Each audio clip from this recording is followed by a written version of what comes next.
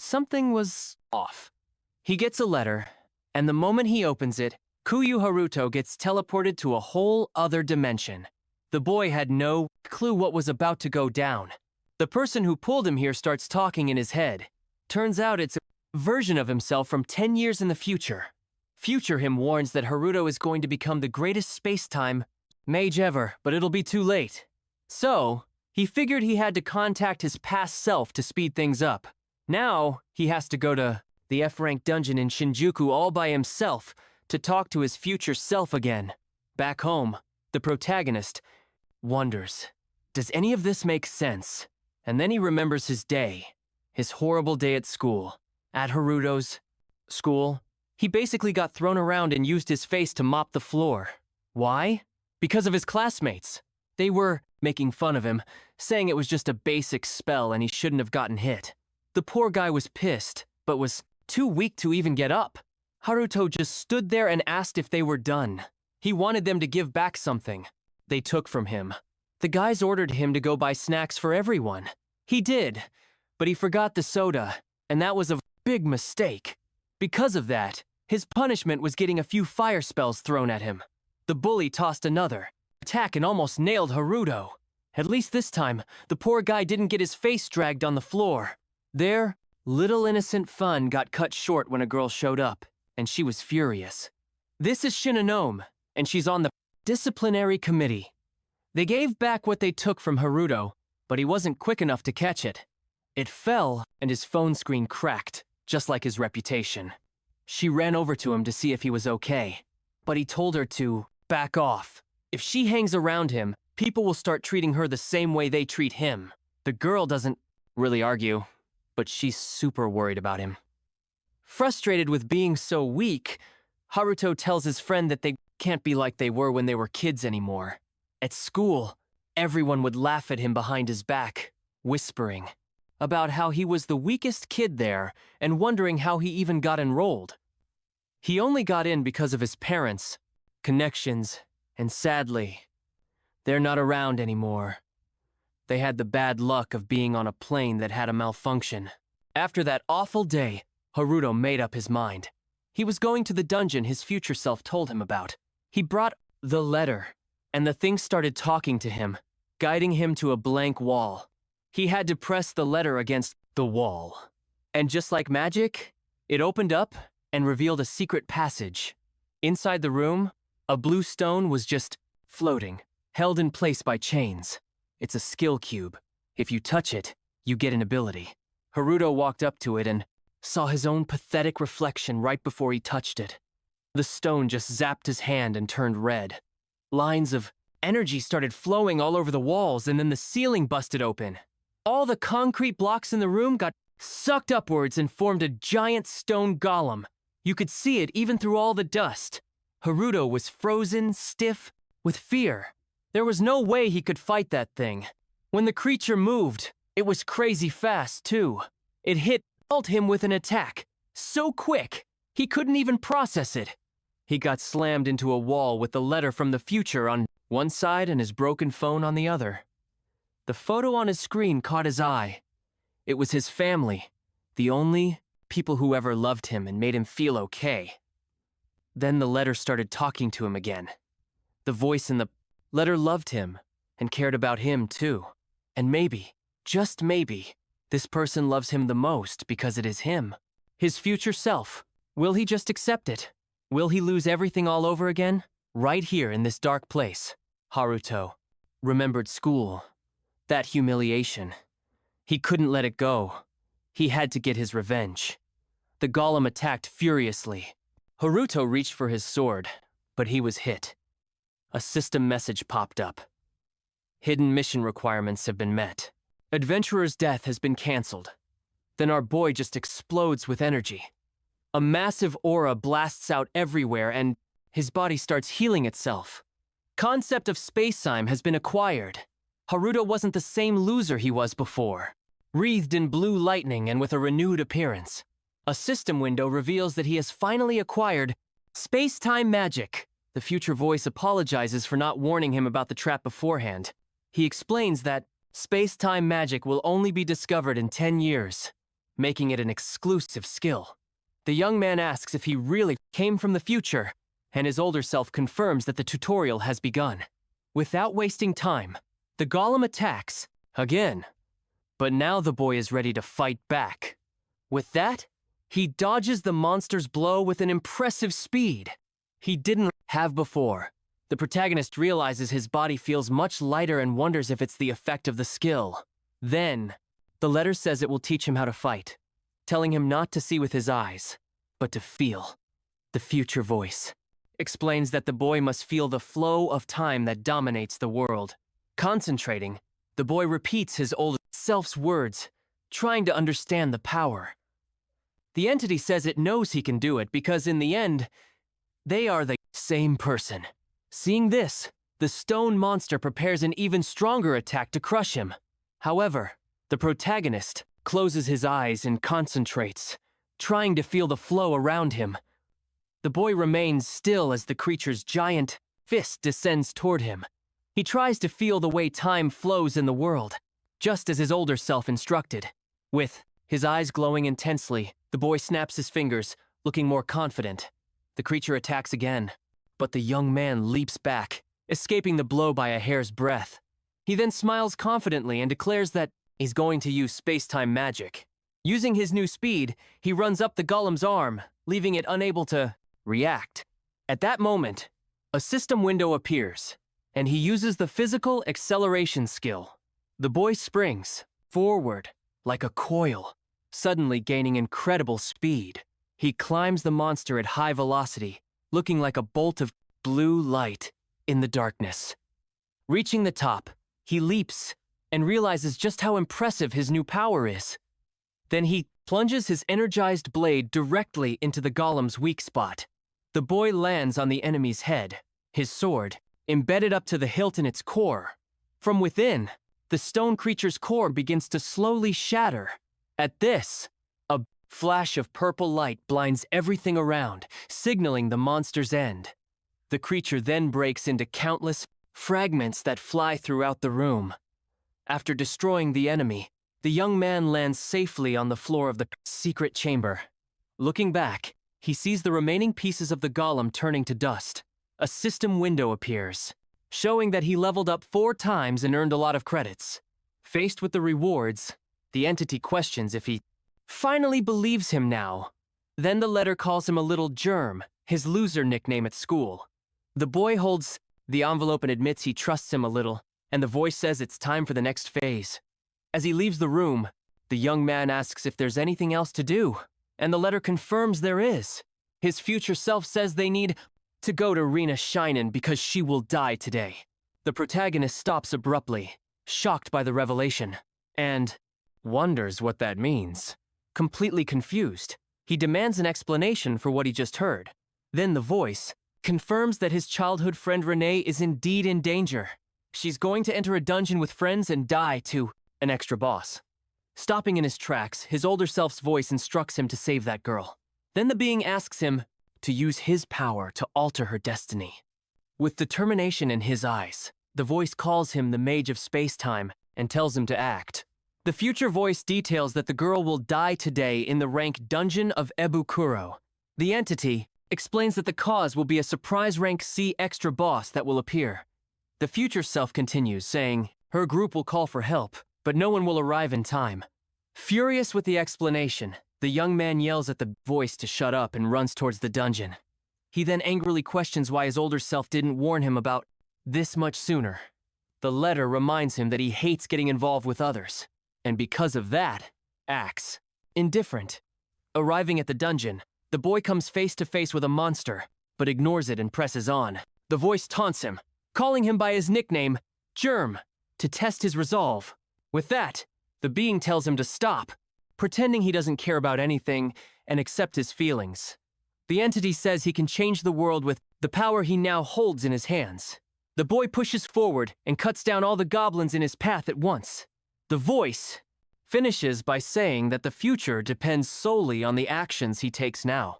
The protagonist tells his future self to shut up and slides across the floor with his aura activated. He then firmly declares that he'll do what his heart tells him no matter what.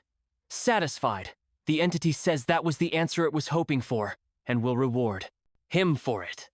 Meanwhile, in the central section of the dungeon, a large explosion of energy occurs. The force of the impact hurls Ree backward, violently unable to react.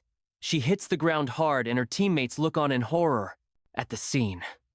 From a distance, we see the girl on the ground as a friend screams her name in despair. The young woman remains unconscious, fallen and injured on the floor. With difficulty, she opens one eye and stares at the being that attacked her moments before. Before them, a knight in black armor appears holding a giant sword. Then, a window reveals that he is the rank C extra boss, the terrifying Dark Sentinel. Frightened, her friends panic. While one girl tries to call for help, another young woman with a staff tries to rally the group to fight together. However, one of the boys backs away in fear, saying he doesn't want to fight and end up dead. But the monster gives them no time to argue and moves in to attack again. Its giant blade descends with devastating force towards the students. The blow strikes the ground, causing a massive explosion of purple energy at the location. After the dust settles, we see Rena, breathless and exhausted. In her eyes, the reflection shows all her friends defeated on the dungeon floor. Looking ahead, the girl sees that she's the only one still able to stand. Her companions are all severely injured and can no longer continue the fight. With his last ounce of strength, one of them begs the young woman to save him from this situation. Without hesitation, the girl turns and faces the Dark Sentinel for one last attempt. With a battle cry, she charges with her flaming spear to attack the monster. The blow strikes the creature's armor head-on, but it seems to have no effect. In response, the boss unleashes a wave of blue energy that easily repels her. Completely shocked, the young woman realizes her strongest attack was useless. Seeing its chance, the Dark Knight raises its sword for the final blow. The giant blade descends rapidly toward the girl who is defenseless on the ground. In desperation, she screams for help and a skill window suddenly appears. In that instant, the protagonist appears and stops the blow using chains of energy. The boy asks his friend if she's okay now.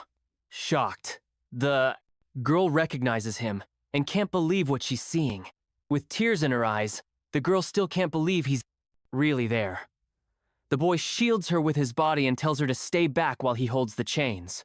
He then turns to the Dark Sentinel and realizes his chains won't last much longer. With a powerful blow, the monster breaks free, and the young man leaps away to avoid being hit.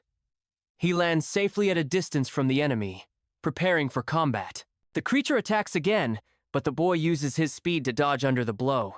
Getting close enough, he manages to block the giant sword with his own blade. He spots a weak point in the monster's armor and aims his attack right there. However, as he strikes, he notices the boss's armor is much tougher than it looked. The force of the impact pushes him back, and he struggles not to be thrown far. The enemy's sword keeps pressing against his, and sparks fly everywhere. He is finally thrown back, and the monster chips a piece off our boy's sword. Seeing this, the boy realizes the boss is preparing some kind of ranged attack with the gem. The gem glows with a dark energy and begins to crack, releasing immense power. Then the monster fires a massive purple energy beam toward the young man. The creature's attack causes a gigantic explosion of purple energy throughout the room, but the boy uses physical acceleration to dodge the deadly beam by a hair's breadth. With his eyes glowing, he understands that his sword alone won't be enough. He remembers how his blade couldn't even scratch the monster's armor. From this, he concludes that there must be a weak point somewhere in the enemy's defense. Then the young man realizes the weak point is the head, and that he needs to aim his attack there.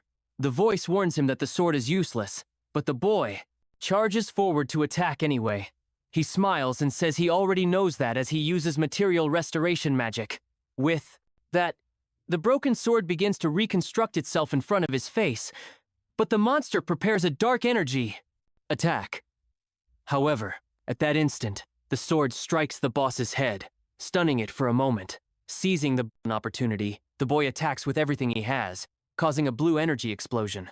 The blow lands squarely, and the monster's head begins to crack from the impact.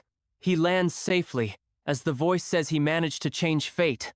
In front of his friend, the hero looks at the defeated enemy on the dungeon floor. Still on the ground, the girl looks up, shocked by the protagonist's abilities. With firm steps, the girl gets up and walks toward the boy, wanting explanations. She keeps walking and angrily questions how he managed to pull that off. Completely confused, his friend shouts again, wanting to understand what happened. Pointing at her savior, the young woman demands that he explain himself immediately.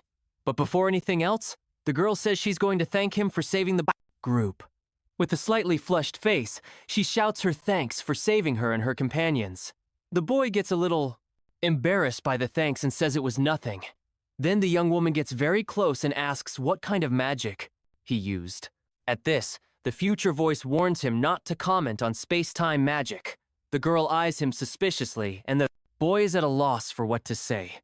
Changing the subject, the boy asks her to keep it a secret that he was the one who saved her. The girl is shocked by the request, and he explains that he doesn't want to draw attention to himself.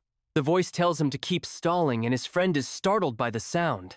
His friend asks if that voice was his, but the young man denies it immediately.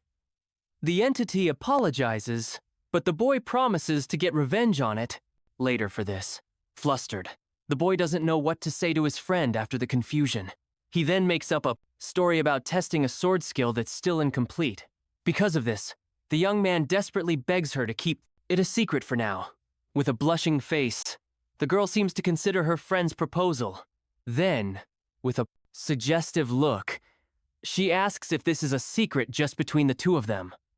The protagonist confirms, somewhat confused by his companion's unexpected reaction. With a smile, his friend finally agrees, and the boys sigh in relief for having escaped. Back at school, the protagonist narrates that he prevented the death that was foretold for Rennie. He also reflects that at the same time, he gained overwhelming power and magic. The boy remembers that the past cannot be changed as the class bell rings. But now, the young man concludes that with his new powers, he can finally change the future. At that moment, a classmate calls him by his nickname, Germ, to provoke him. We see a trio of bullies, laughing and mocking our hero for no apparent reason. Their leader says he heard the boy went to the dungeon and saw him running from it. They continue to mock him, saying he doesn't disappoint for having attracted an extra boss. The bully says a friend got hurt and went to a hospital with a hefty bill. With a smile, he demands money to not tell anyone he saw the boy there. Even surrounded by the bullies, our hero remains silent, not responding. Annoyed, one of the guys creates a fireball and threatens the young man with his offensive magic. Calmly, the protagonist firmly responds that he doesn't want to be attacked by them. The bully is surprised by the response and seems to not believe what he just heard. With a dark look, the boy repeats that he doesn't want to and calls them pathetic. Trash! Furious, the group's leader lunges at him with a clenched fist, ready to strike. But the protagonist narrates that thanks to the increase in his abilities, everything has changed. Now he can track his enemy's every move with perfect precision. With that, the boy dodges and counterattacks their blows with incredible speed. In an instant, all three bullies are on the ground, completely defeated. Shocked, they look at the boy and wonder what the hell happened to him. The boy glares at them coldly and warns them never to show their faces in front of him again. He then takes out a lighter while holding the bully's items and asks if they know what will happen if they disobey. Terrified, the bullies point at the boy, unsure what to say about the threat. With the lighter lit, he seals the promise between them in a very intimidating way. He repeats his gentle request with a look that makes it clear. What will happen if they fail? Terrified, the three boys nod in agreement without daring to say another word. Relieved, the young man sighs and decides it's best to get back to the classroom. In class, he wonders if the next lesson will be the magical element measurement. The teacher announces they will begin the semester's measurement and calls the boy's name. Our hero stands up politely and answers the master's call for the test. He remembers that last time his magical power was practically zero in everything. But now, as a space-time mage, he wonders what the new result will be. Walking to the front, the boy thinks about using his new magic just to test it. He then touches the magic mirror under the watchful eye of the class teacher. Closing his eyes, the boy concentrates and begins to release his bluish energy. His eyes glow with an intense light as he activates his secret ability. A bright light explodes from the mirror, leaving the teacher completely shocked by the scene. He's completely paralyzed, not understanding what's happening. Then, a huge explosion of blue energy occurs and blinds everyone in the classroom. The force is so great that the magic mirror cracks and shatters into pieces. In total shock, the master yells that this is impossible and can't be true. Scratching his head, the boy bitterly regrets having used so much power at once. Our hero realizes that instead of being discreet, he ended up drawing a lot of attention. Meanwhile, his friend Renee tries to hold back her laughter at her friend's predicament. After class, the young man starts hearing various whispers wherever he goes in the hallways. The students comment that he destroyed the device and has power above rank A. The protagonist notices that the comments about him have completely changed overnight. He then walks home feeling more tired than usual from all the attention. But suddenly a familiar voice calls his name and the boy turns to look. The young man is confused and looks around trying to figure out where the call came from. The mysterious voice says it's right there and he still doesn't understand what's happening. Then something appears out of nowhere right in front of him. Completely frightened, the boy screams, not understanding what the hell is going on. Suddenly, a cute pink creature appears and reveals itself as the mysterious voice. With a look of astonishment, he finally recognizes the voice that was calling him. The young man asks if that is his future self and why it has such a strange appearance. The doll explains that it used space-time magic to possess a stuffed animal, but at that moment the entity says they have an emergency and need to act very quickly. The plushie then says there's no time for small talk now. His future self reveals that the Chaos Dragon has appeared much earlier than expected. Our hero tenses up and asks about this dragon, gritting his teeth in fear. The boy discovers it's a very dangerous creature. It's an alpha-level monster marked for extermination that has attacked several people. The cute creature explains that the beast destroyed the region's adventurers' guild.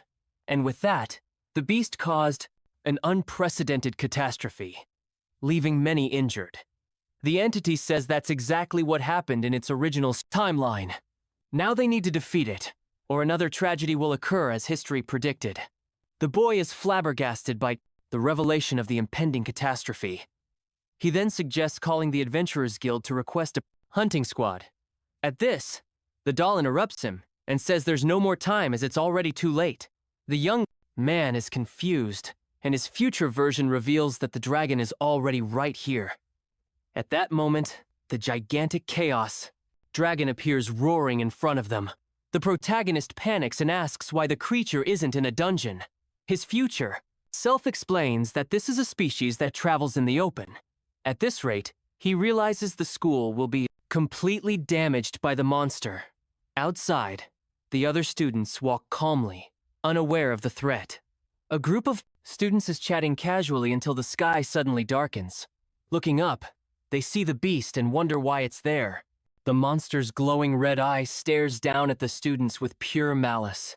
Terrified, the students start running, desperately for their lives. A blonde girl shouts for the normal students to evacuate the area immediately. Soon after, she and her squad of mages prepare for the battle about to begin. The boy recognizes the group and says, "That's the Student Council of Mages." A huge pink magic circle then forms on the ground, preparing a powerful attack. Several smaller circles appear around the beast, setting the stage for the strike. With that, the students launch a combined magical attack directly at the monster. The group's leader shouts that the beast will not set foot in the school. Then, her powerful pink magic hits the dragon head-on, causing a very intense light. But despite being hit squarely, the giant monster seems to have felt nothing. A huge explosion illuminates the entire sky, and it seems the threat has finally been contained. The team members then celebrate, believing they have managed to defeat the beast. With a confident smile, the blonde girl believes her team handled the job. But to everyone's shock, the attack didn't work, and they can't believe what they're seeing. The evil creature seems to absorb the attack and prepares a devastating retaliation. Next, the dragon fires a purple energy beam towards the young mages. In the blink of an eye, the entire student council is completely defeated by the monster. His future version says this is no surprise, as they are just students. The cute creature calls the boy's name in a serious voice. Then the doll spits a pink goo right in our protagonist's face. The young man screams, asking what the hell it's doing with that attitude. His future version explains that it's a dragon scent to attract the beast. The scent will make the monster chase him and ignore everyone else around. With that, the entity says it's now his turn to finally defeat the dragon. The monster's red eye focuses on him, and the gigantic creature charges in his direction. At this, the doll desperately shouts for the boy to run as fast as possible. The boy then runs for his life while the beast tries to crush him from behind. He then looks back, worried, hearing his friend ask the other girl if she's okay. Looking back, the young man sees Rena and the other council members defeated on the ground. His future version asks if he doesn't want the girl to get involved in this battle anymore. The boy confirms and the entity tells him to go, as this will reduce the chances of being noticed. With that, the hero activates physical acceleration and starts to flee at high speed. The giant monster then roars and fiercely pursues him through the city streets. At that moment, the young man lures the beast to the Nano train station in Tokyo for a fight. The protagonist confirms the place is empty, and the entity instructs him to jump the fence. After jumping the fence, he turns and asks about the creature's characteristics. The cute creature says its element is darkness, and its breath can defeat enemies. It then explains that it's resistant to physical attacks, and the young man understands why. The entity confirms and explains that because it's not intelligent, the scent worked to attract it. The boy agrees, and the entity says that 500,000 credits were a good investment. Shocked, the boy asks if he heard the absurd amount of money spent correctly. Furious, he grabs the doll, upon learning the amount came from his account without permission, and he asks how his future version managed to find out his bank password. Even though the reason is pretty obvious, completely disheartened by the situation. The young man thinks this is all crazy. His partner tells him not to worry as he'll get the money back quickly. He explains that the money is just a bonus, and the real prize is a skill stone. With this stone, he'll get a new and powerful time in space magic. The protagonist swallows hard and tells them to continue the plan from where they left off. The doll reveals that because it's young, the monster's weakness, its core, will be exposed. But before he could say the location, the beast roars and attacks them with full force. The force of the blow is so great that our hero is thrown far away. Then the cute creature yells for him to be careful, and the boy thanks him for the useless advice. At that moment, the dragon fires a giant purple energy beam in his direction. A huge explosion happens, and the young man tries to defend himself as best he can with his sword. The boy manages to dodge and says he narrowly avoided the creature's devastating blow. But suddenly he notices something strange and gets a look of total shock. The pink explosion happens exactly where he was standing just seconds before. The shockwave is so powerful it destroys everything around with incredible force. Amidst all the smoke, the giant monster lands on the ground and observes the damage done. With a malicious grin, the beast believes it has won and its chest begins to glow. Out of nowhere, a blue glow appears, and a sword slash hits the dragon right in the chest. The creature is confused, not understanding what happened, and the young man begins to explain. He reveals that what the beast saw was just his image from half a second ago. His partner says he used space-time magic to dodge, and is proud. Without wasting time, the boy leaps towards the monster to attack its weak spot. He finally spots the dragon's core glowing in the chest of the enormous creature. With a determined look, our hero shouts that he has finally found what he was looking for. Then, With all his strength, he prepares a devastating blow towards the core. The sword strikes the beast's weak spot head-on, causing a very intense glow. The young man says something doesn't feel right, and despite the hit, he has a bad feeling. Suddenly, the beast's body dissolves into purple energy and sucks our hero inside. Completely confused, the boy wonders what the hell is happening around him. Next, the monster materializes again from that strange smoke. Annoyed, he complains that his future version never mentioned this bizarre ability. The entity explains that the beast's body can turn into poison and that he needs to be with a sideways glance. The boy asks to be informed of things before the fight starts. The doll then begins to explain that the dragon uses its energy to create a body. With that, the creature finishes regenerating and roars with all its evil might. Then the purple smoke transforms into several bats that fly towards him. Frightened, the protagonist says it's impossible for that monster to be a hatchling. His partner confirms that a strong enemy that was supposed to appear in 5 years has shown up now. The young man questions why such a great threat appeared so early in the story. The entity replies that maybe it's because he changed the future, and that he must defeat it. Sighing, our hero complains that his future self is dumping all the responsibility on him. At this, the swarm of bats flies in his direction, leaving him completely in shock. With no time to lose, he activates his physical acceleration to escape the swarm of creatures in the process. He manages to quickly slice one of the dark bats that were chasing him. At this, the doll notices that the small dragons don't turn into poison when defeated. The entity advises him to defeat the minions first and then wait for the right moment to strike. The young man lands on the tracks and agrees with the plan, saying that's exactly what he'll do. Then he starts to charge energy in his feet, preparing for the next action. With a determined look, the boy prepares to put the plan into action and end the fight. At that moment, he charges forward at an impressive speed, leaving a trail of light behind him. With his sword in hand, he cuts down all the dark creatures that appear in his path. The hero continues his relentless attack and destroys several of the monsters with his blows. His partner observes the fight and calculates that he should level up about 3 times from this battle. Panting, the boy stops for a moment to breathe and believes he has defeated all the smaller enemies. But suddenly, the main creature reappears at the end of the tracks with its core glowing. Our boy is shocked by what he sees in front of him. Taking advantage of the distraction, the dragon fires a devastating energy beam in their direction. A gigantic explosion occurs at the location, engulfing everything around in its flames.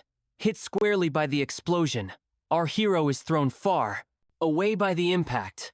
But the creature doesn't stop, and already starts charging another shot of dark energy. With wide eyes, the young man realizes he won't have time to dodge the blow. Annoyed, the boy complains that he barely had time to breathe. And here comes another powerful attack. A second explosion lights up everything, but the result seems a bit different from the last.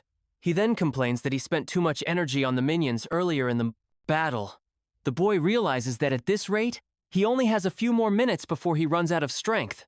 With that, he decides he needs to hit the monster's core before it's too late. Suddenly, the protagonist is surprised to notice something strange coming from the enemy. The monster then starts to fly high, and his partner warns that his attack won't reach it. In the sky, the beast roars and prepares to fire another devastating attack from above. Desperate, the young man wonders what he can do in this complicated situation. He then looks to the side and seems to have an idea upon spotting the stationary train cars. The hero realizes he can use the train to gain the necessary height for the attack. With a determined look, he focuses on the train cars and comes up with a new attack plan. The young man realizes he can use the cars to reach the necessary height to attack. With that in mind, he prepares to use the trains as a launching platform. His partner asks what the plan is and says the situation is getting very dangerous. Without giving an explanation, the boy grabs the doll tightly, scaring the creature. He then starts running and says his partner is coming with him to help with his strategy. With great agility, the hero jumps from one container to another to gain more height. Even at the top, his partner warns that he still can't reach the monster, and the boy agrees. The protagonist squeezes the cute creature and explains that's why he needs a little extra help. Then he throws his partner like a cannonball towards the dragon, which is left confused. Next, the young man activates a time and space magic and summons a magic chain. The chain's attached to the doll, which is left hanging in the air.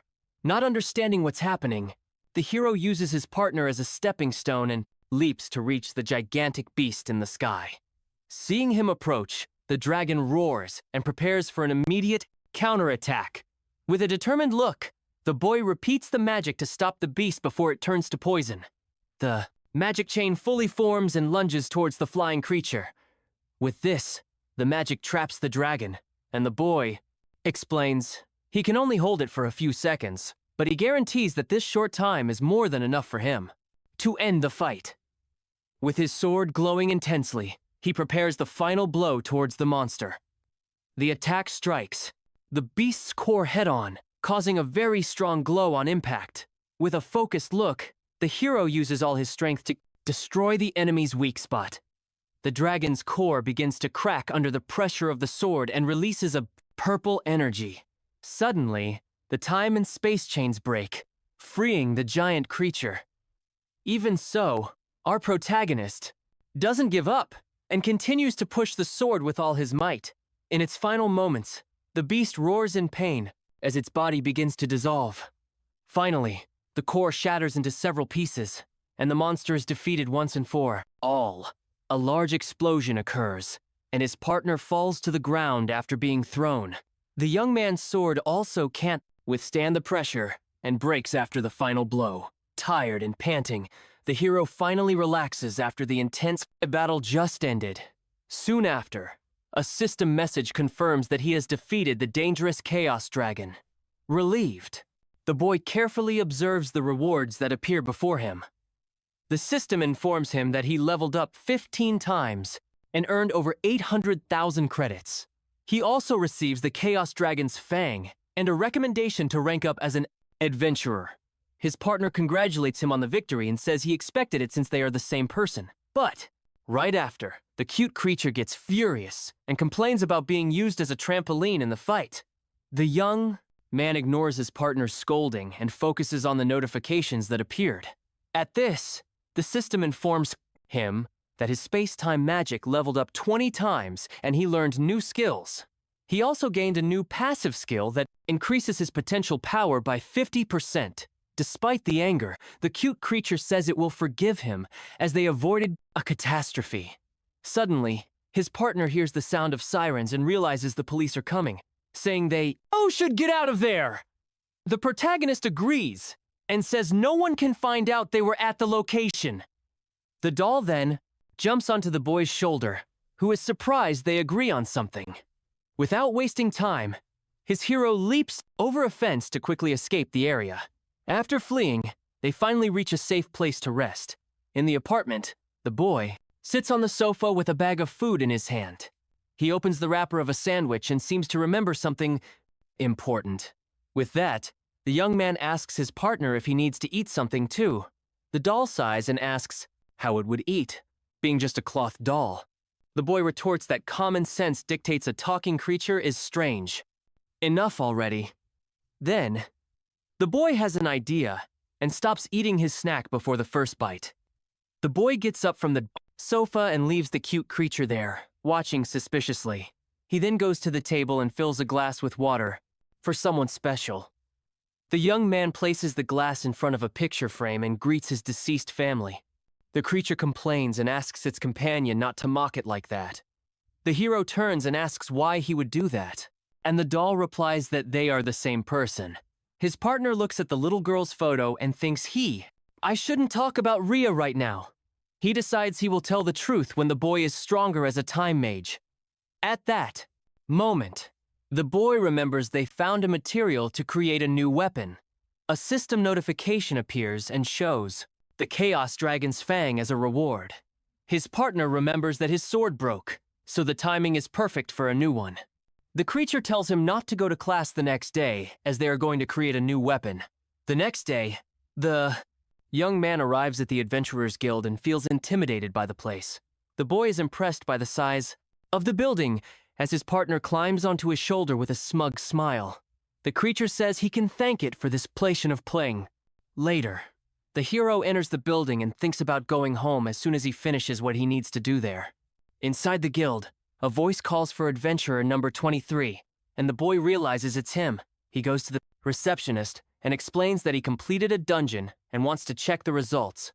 As he hands over his card, the attendant thinks he looks too weak to be an adventurer, but with a professional smile, the woman agrees and says she will check his information. Then she takes the young man's ID card and prepares to look at the data. The woman inserts the card into a terminal and his information appears on a holographic screen.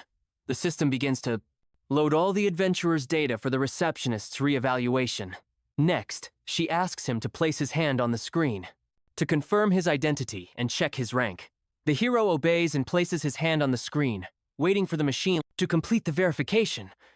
Suddenly, the attendant's eyes widen in total surprise at what appears on the display. Shocked, she sees that his rank has gone from I to C in a single day and can't believe it. Trembling, the woman wonders if the machine isn't malfunctioning or has a serious problem. The protagonist notices that her reaction is drawing everyone's attention in the place. Not wanting trouble, he decides to test his new material restoration skill. With a smile, he calls the woman and says the identity verification is complete. Confused, the attendant looks at the screen, which now shows rank E, and wonders what happened. The young man pretends not to know anything and asks the woman if there was a problem. Playing it cool, the woman returns the card and says it was nothing, but finds it all very strange. He takes his card back and thanks the attendant for her service at the counter. The boy then reveals that he used his restoration magic to alter the system screen. His partner praises him for the clever move, and the hero says he just avoided changing the future. In front of an elevator, he asks the doll which way he should go now. The cute creature instructs him to take the elevator to reach their next destination. Inside the cabin, the boy waits patiently as the elevator ascends to the correct floor. The doors open and he steps out of the cubicle, finding himself in a new mysterious corridor. Arriving at a door, he discovers that only rank A adventurers can enter, but his partner assures him that this is not a problem and he doesn't need to worry. The doll then transforms into a glowing card and falls into the protagonist's hand. Surprised, the young man wonders how it turned into a card, and the object tells him to use it. The boy hesitates and remembers that the reader is a security device, but the card insists. Without further ado, the boy touches the card to the security reader, which beeps. With the door open, the young man is excited to start synthesizing his new weapon and a time item. At this, someone asks who he is, thinking it's a school field trip. The young man faces the man who questioned him and prepares to answer his serious question. Calmly, he denies being on a school trip and says he came to synthesize a new weapon. Surprised by the answer, the scientist is speechless for a moment and stares at him doubtfully. He then asks if the boy's adventurer rank is higher than A for him to be inside. We learn that this man is Tokumun Shiroyama, the director of the Weapon Synthesis Institute. Tokumun scratches his head and says, the boy looks like a rank F, but he couldn't, and have bypassed security. At that moment, the hero's partner whispers for him to show the item he got earlier. The boy then explains that he obtained a rare material from an enemy and wants to strengthen his weapon. Curious, the director takes the object from the young man's hand to analyze it more carefully. Using a device on his eye, Tokimuni scans the fang and says the material is good. Then the scientist asks if it was the boy himself who defeated the monster, and he confirms. Satisfied with the answer, Tokimuni agrees to help him and points to the center of the room. After getting permission, the laboratory floor trembles. Soon after, a huge piece of machinery begins to rise from the floor right in front of them. The hero is impressed by the size of the machine that suddenly appeared there. The director says, this is the most modern and advanced synthesis machine in the country. He explains that the boy's material is new, and therefore he wants to monitor the results. With that, the scientist allows him to use the equipment for free and then leaves the room. His partner then offers to guide him through the process, since the boy has never done it. The hero thinks it's not surprising he knows nothing about the synthesis procedure. After all, only students of rank B and above learn about this technique at the academy. The creature says the first step is to choose the weapon for the process, which will be the school's. Immediately after, the second step consists of selecting the element to imbue the blade with. A chart shows that the number of elements depends on the weapon's rank from F, S. The young man's sword is rank F, so it can only have one element slot. The third step is to reinforce the weapon with materials that can range from gems to bones. The creature also comments that it's possible to fuse two different NAF swords into one. In his case, the material will be the dragon's fang, and the final stage is the fusion itself. The system will show the power and time of the fusion, and he prepares to start the process. The boy then declares that the weapon will be his sword and places it inside the synthesis machine. The machine screen shows the element options, and his partner complains about the lack of variety.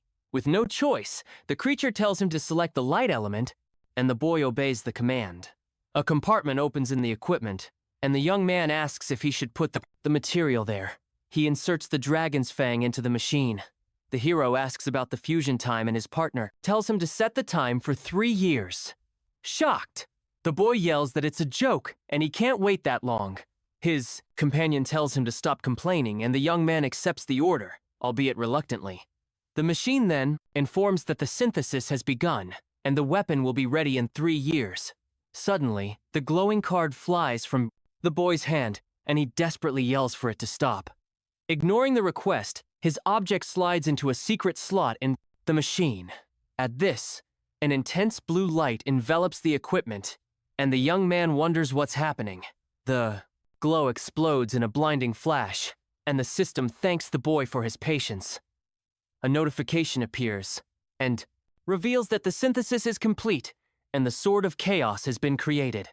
Back in the lab, the hero holds his new sword, and his partner warns that this was an exception. At that moment, the director appears shocked and yells, asking how the synthesis finished in a few seconds. Desperate, Tokamoon fiddles with a holographic screen, trying to understand what happened. The creature tells him to flee while the man is distracted, and the young man, she's his new weapon. The boy says thanks for everything and leaves while the scientist yells for him to wait. Leaving the building, the hero overhears 2 people talking about the recent news. One of them mentions the unknown, and the young man stops for a moment to listen to the conversation. The man says the unknown defeated the dragon alone and that he's a monster rookie. His friend says the clans will fight to recruit him, and the protagonist continues on his way. An adventurer dreams of being recruited by Rumika's clan, but his colleague scoffs at the idea. The hero is confused by the situation and decides it's best to go home and rest, but the cute creature appears and says they should go to a dungeon to test the new sword. With a smile, the doll reveals they're going to the dungeon of the divine beast, Cerberus. Then, an image of the 3-headed beast appears as the ground begins to shake. The protagonist is startled by the suggestion and questions if his partner really said Cerberus. The next day at the academy, his friend Rini appears running and calls the hero's name. The girl ignores the other student and cries, relieved to see her friend is alive and well. Catching her breath, the young woman says she heard the monster that invaded the school attacked him. The young woman says she was worried because he didn't read her messages or come to class. Angrel. She shouts that she was very worried, and the protagonist asks what she's doing there.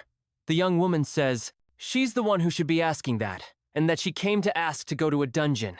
The boy understands and comments that it's no surprise since she's the best mage in the 2nd year. On his shoulder, the creature tells him to stop giving out information and to get going, and the young man agrees, wiping her tears. The girl smiles and says she's happy he's safe. The hero then apologizes for making his friend so worried about him. Suddenly, the student notices the creature on his shoulder and asks what that doll is. The young woman's eyes sparkle, and she's amazed by the little thing's cuteness. Without even waiting, the young woman grabs the doll and asks if she can have it for a second. The girl smells the plushie and comments that its scent is comforting for some reason. She hugs the boy's partner tightly, and the young man finds the scene a bit strange. The hero then says she can take it home, and the student is surprised by the offer. The boy tells her to take it home and return it later, and the doll becomes desperate. The student thanks him profusely and hugs the creature tightly while blushing with happiness. With that, the young woman says goodbye to her friend and leaves, waving with the plushie in her hands. The hero tells his partner not to get upset because the girl returned him quickly. The creature gets furious and shouts that that's not the point, hitting the young man on the back. Even so, the doll grabs the boy's clothes and seems to want to say something important. He reveals that thanks to this, he has reunited with his childhood friend whom he lost 10 years ago. The partner thanks the protagonist for helping him find his old friend again. The young man says he's happy to hear that and continues on his way with his friend on his shoulder. Meanwhile, the white-haired boy watches everything. From a distance, fiddling with his phone, he mutters that this boy must be that Haruto, the germ. With a dark look, with a smile, he hopes that the mysterious dragon slayer will be fun to face. The scene shifts to the student guidance office, where someone seems to be waiting. At the desk, a person slams their hand on some papers and asks if what they heard is serious. A gem on a uniform glows as the person continues their question in a tone of disbelief. The girl with glasses introduces herself as Yuzuki, the vice president, and questions him about the event. The protagonist confirms his version of the story, and the girl stares at him suspiciously from the desk. At this, Yuzuki picks up some papers and says a violent dragon invaded the school 2 days ago.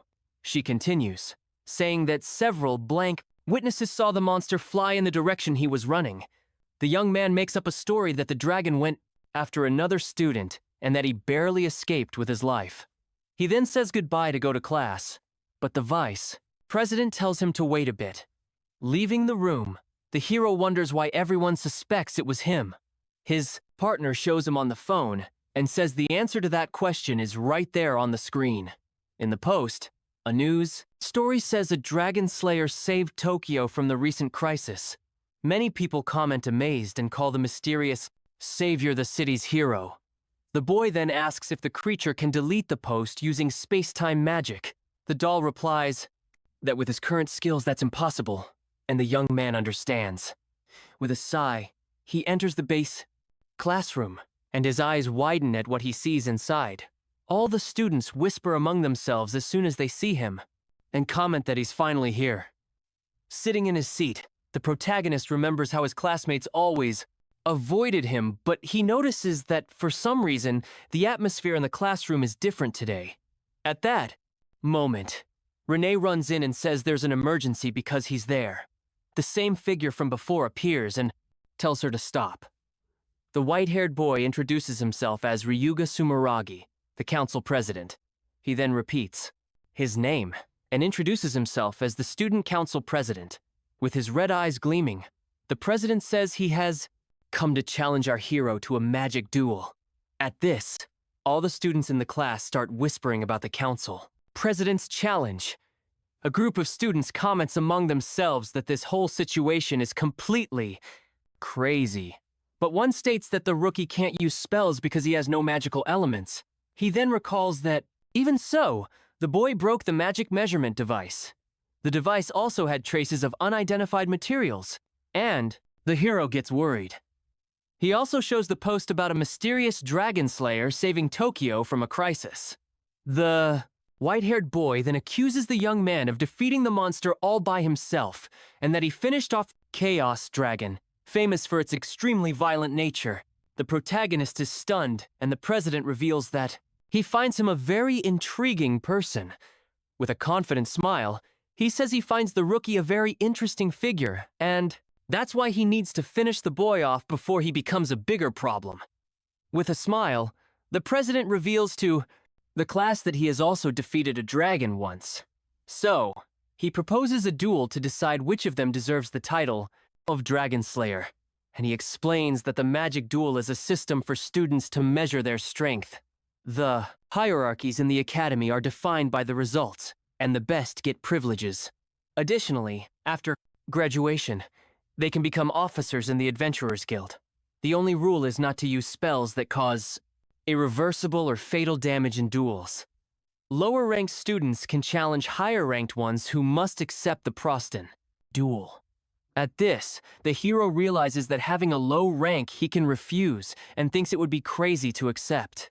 At that moment, the president warns Reina that she should choose her friends more wisely.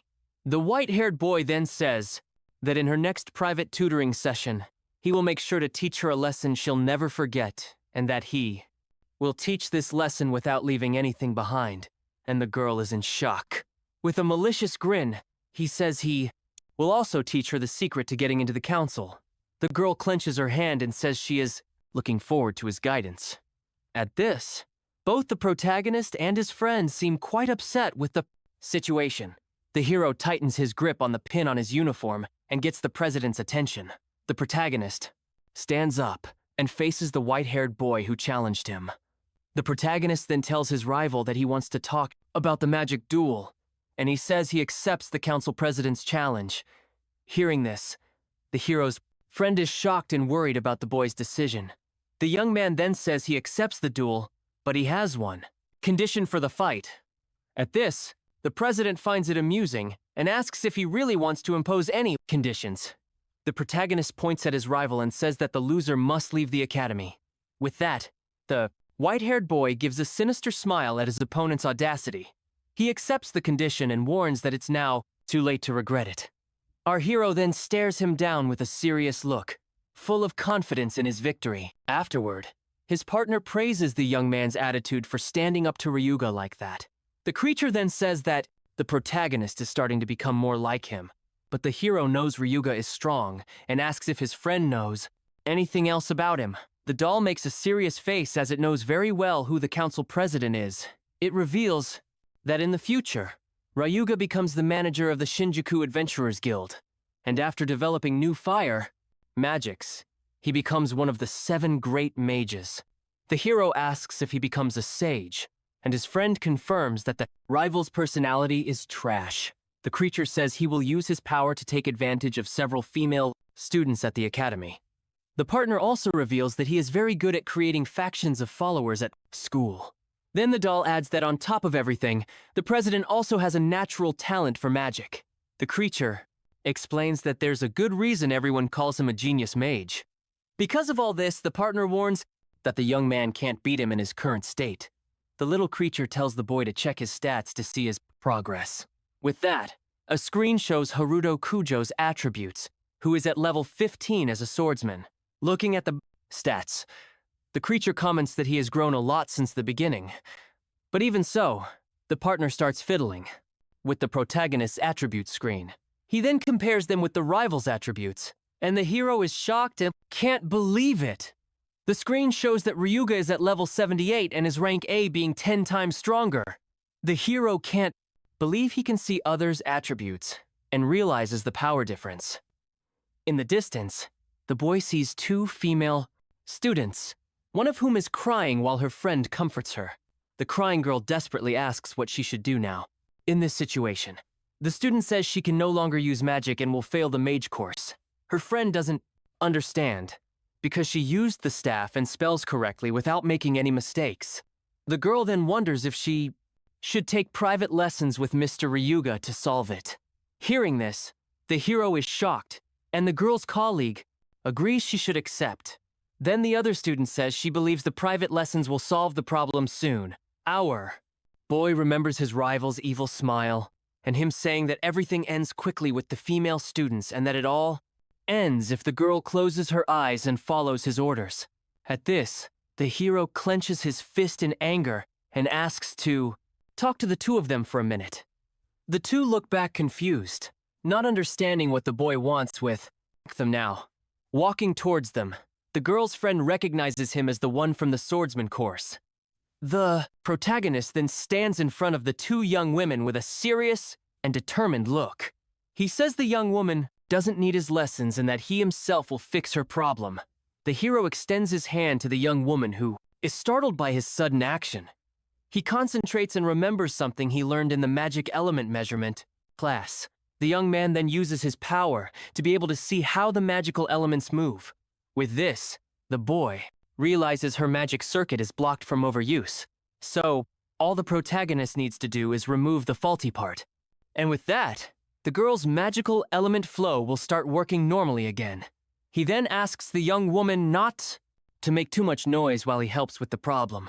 The protagonist extends his hand towards the student, who is very confused by this. The hero's hand then begins to glow with a very intense blue energy. He then pokes the young woman several times, and her friend screams her name, worried. Then the colleague asks what he's doing, but the young man just tells the girl to use magic.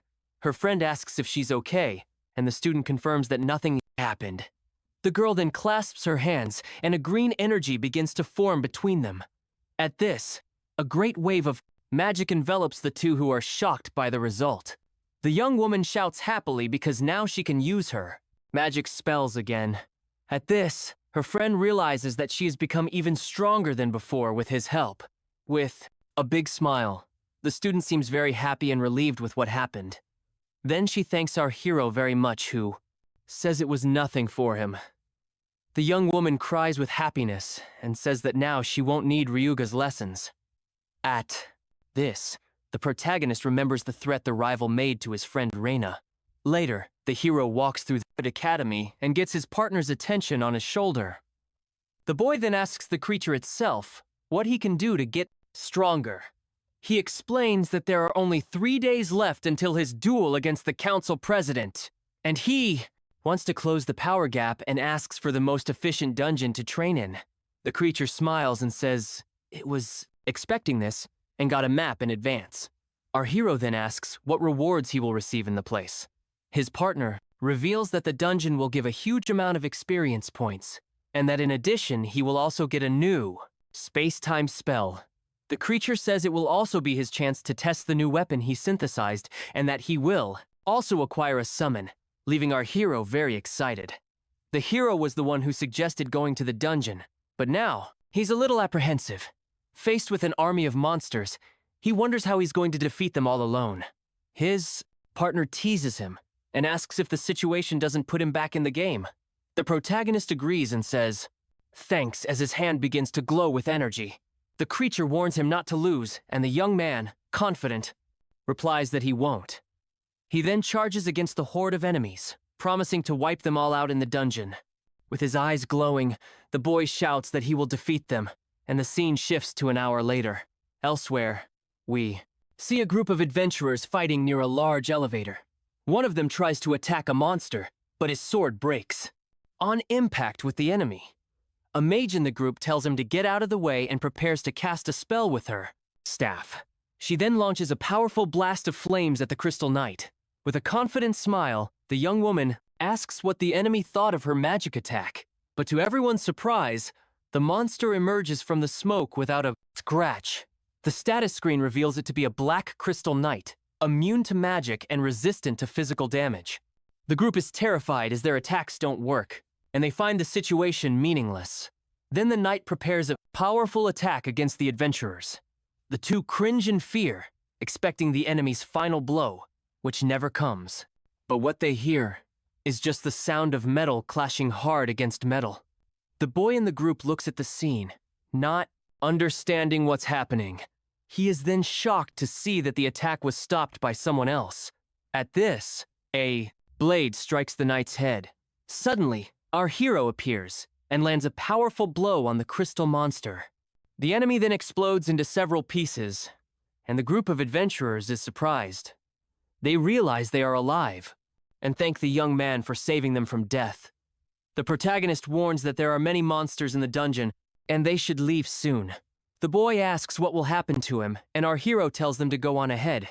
Meanwhile, he will stay behind and hold off the approaching enemies. The young man turns to the horde of knights and tells the calm adventurers to go. The group apologizes for the trouble and thanks him once again for the help. His partner then warns that that was monster number 89. The creature says he's not even halfway to his goal, and the hero agrees.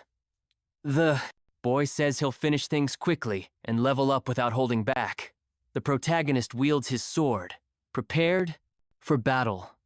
He then charges forward, cutting through several crystal monsters in his path with agility. His partner warns that these enemies give the most experience in the dungeon. With this, they are perfect for the young man to level up quickly. But the creature warns that at the boy's current level, these enemies are very strong. At that moment, the swordsman's eyes glow with an intense blue energy. Suddenly, chains of energy erupt from the ground and trap all the enemies. The partner explains that with the Sword of Chaos, the outcome of the fight can change because the blade is charged with the element of light, which is very powerful.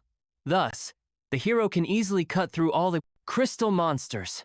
The creature confirms that the boy is now strong enough to fight them. He then lands in front of an army of monsters and wants to defeat several of them. The young man concentrates energy in his feet, preparing to advance on the horde, but he changes his mind and says he won't take down just a few, but all of them. With his renewed determination, one of the monsters charges to attack him. With that, the boy manages to defend himself from the monster's multiple attacks. His eyes glow with a blue energy as he prepares for the attack, and even while cutting down several enemies, he seems surprised by their sheer number. After the battle, he stands amidst the debris of the crystal monsters. Tired and panting, he sees an even larger enemy emerging before him. A screen shows that the Black Crystal General has very high attributes.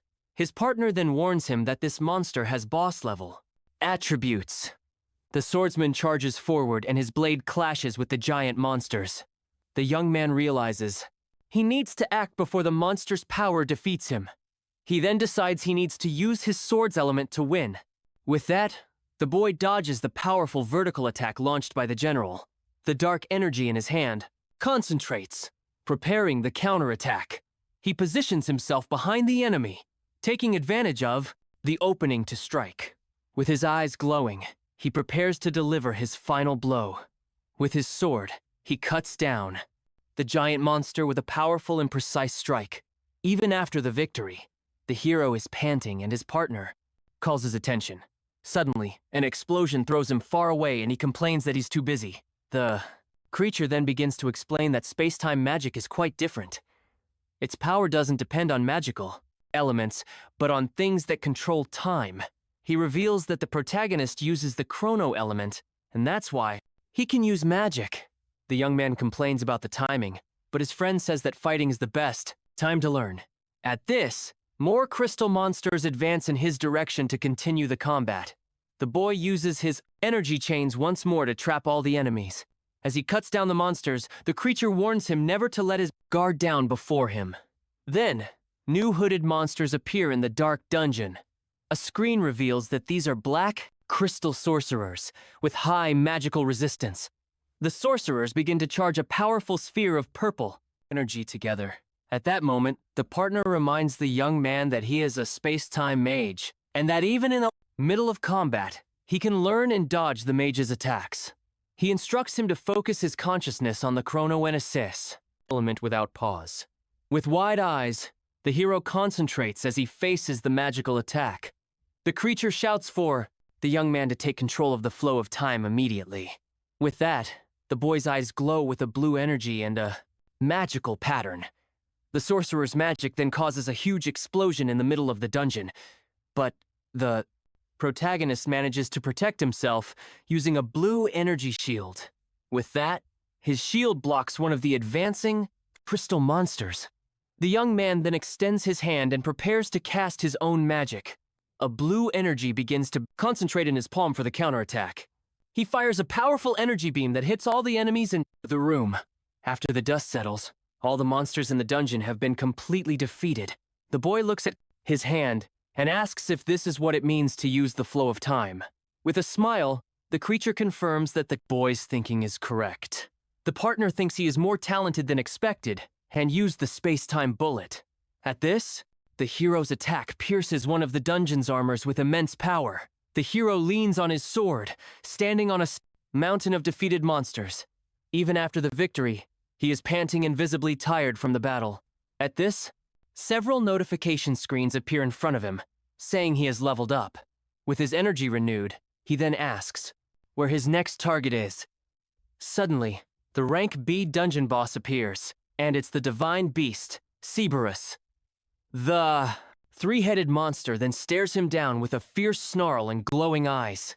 The protagonist faces the rank B dungeon boss, the divine beast, Cerberus. His partner then explains that this boss has a sense of dignity and integrity uncommon for monsters. Even so, the creature warns him not to let his guard down against the beast under any circumstances. A screen confirms that the enemy is the sacred beast Cerberus, the rank B dungeon boss. His partner compares the beast to a samurai, saying it possesses the soul of a warrior. Our hero seems to feel a strong pressure coming from the monster and is a little out of breath. Cerberus's eye glows intensely as it watches the young man's every move in front of it. Seeing his condition, the creature offers him a potion and says it will make him feel a little better. The protagonist agrees and takes the potion, preparing to drink it and regain his strength. The three-headed beast just watches him, and the boy wonders if it's waiting for him to recover. Faced with the monster's attitude, the protagonist stands still in front of it. Moved by the enemy's honor, the hero says that this is a very strange dungeon boss. At this, his partner points out an old wound on the monster and tells the boy to aim his attack there. With the potion taking effect, he feels the beast's intimidating aura return and says he understands. He realizes the monster was indeed waiting and feels indebted to it. Cerberus's tail glows intensely as it prepares to start the combat. With ferocity, the three-headed beast charges towards the boy to attack him with everything it has. The monster attacks with its claws, but the young manages to dodge the mortal blow by a hair's breadth. With his eyes glowing, he uses space-time magic to move at high speed. The boy gets closer and aims his sword directly at the old wound, which is the weak spot. He confirms that this is the scar his partner mentioned, and focuses all his power on that weak point. The creature charges at the protagonist even as he raises his blade. The protagonist, seeing a bite coming, protects himself with his blade. One of the creature's heads bites the sword hard to stop our hero's advance. Sparks fly everywhere as the two continue to test their strength in a major stalemate. Seeing an opening, he uses the enemy's head as a support to jump and reposition himself in the fight. With agility, the protagonist flies over Cerberus to try a new angle of attack, but one of the heads turns and fires a powerful breath attack in his direction. Seeing the danger, his partner desperately shouts for him to dodge that energy blast. With no time to react, the energy attack hits the boy head-on, causing an explosion. However, he uses space-time magic, and what the beast hits is just an image from the past. Angrily, the protagonist concentrates his energy and prepares for a powerful counterattack. His hand glows intensely, and he strikes Cerberus's old scar head-on with his magic. With a cry of power, the boy releases all his energy directly into the monster's weak spot. Hit squarely, Cerberus roars in pain, feeling the devastating impact of the magical attack. After the attack, the hero lands while the beast holds the blade with its mouth. His partner is confused by the young man's action and doesn't understand what happened at that moment. The creature then remembers the technique he used on the female student to heal her magical circuits. At this, the monster's wound begins to glow with a blue energy and heal completely. The protagonist reveals that he healed the beast because he wants to fight his opponent fairly. Completely shocked, the doll shouts that he's gone completely crazy and is going to die. But the boy explains that it's necessary to return the respect he received, even from a monster. In a gesture of honor, the three-headed beast throws the sword back to the young man with precision. His partner is shocked and comments that the enemy returned the boy's weapon as an equal. With the debt paid, Cerberus now faces the protagonist. However, the protagonist refuses the sword and says he won't need it for the fight. With that, the young man clenches his fists, preparing to fight without his weapon. In a fighting stance, he says, "This isn't about leveling up or defeating a boss." With a determined look, he declares that this is just a real fight. The monster seems to understand the challenge and faces him with the same respect. From a distance, his partner understands nothing and wonders what the hell is happening. Without wasting time, the protagonist charges and lands a powerful punch on Cerberus. But he realizes the impact wasn't as strong as he expected on the creature. In response, the three-headed beast hits him with a powerful and accurate attack. Our young man is thrown hard against a crystal wall. However, the protagonist manages to recover and lands on the crystal. Quickly, he counterattacks the beast with a powerful leap towards Cerberus. He lands a powerful punch on the beast's face. The powerful blow hits one of Cerberus's heads, which seems to have felt it. However, he doesn't give up and tries a bite against the protagonist. His bite hits the protagonist's entire arm, who feels the pain. He grits his teeth and sweats from the effort to survive the attack. The beast then shakes him violently. While being bitten, the protagonist screams in pain. Seeing this, his partner becomes extremely worried and shouts his name in total despair. After being thrown against the crystal, the protagonist feels pain. His partner tells him to pull himself together. The beast's three heads begin to charge a powerful combined energy attack. The protagonist's eye glows intensely as he calmly says he already knows what to do. He then declares that he will put all his strength into this last attack to win. One of Cerberus's heads fires a powerful golden energy beam in his direction. The attack causes a huge explosion of light that fills the entire dungeon room. Enveloped in his own energy, the protagonist prepares for the final blow against the monster. With all his energy focused, the young man hopes his body can withstand the power he's about to use. Then he charges with a battle cry, releasing all his energy at once. Without wasting time, the protagonist charges and lands some powerful punches against the beast. But the monster retaliates and throws him far away with a blow that injures his arm. Despite the pain, the young man faces the enemy with a look full of hatred and determination. The three-headed beast then roars and charges with its claws to end the fight. At this, the protagonist concentrates his energy in his fist, preparing for the attack. With his eyes glowing intensely, he releases all his strength in a single shout. He lands another devastating punch on one of the creature's heads. The beast screams in pain from the impact. Leaping into the air, he faces the monster's three heads and prepares his final blow. With a determined look, he shouts that this will be the end of the line for the creature. A huge explosion of blue energy occurs and completely engulfs the monster.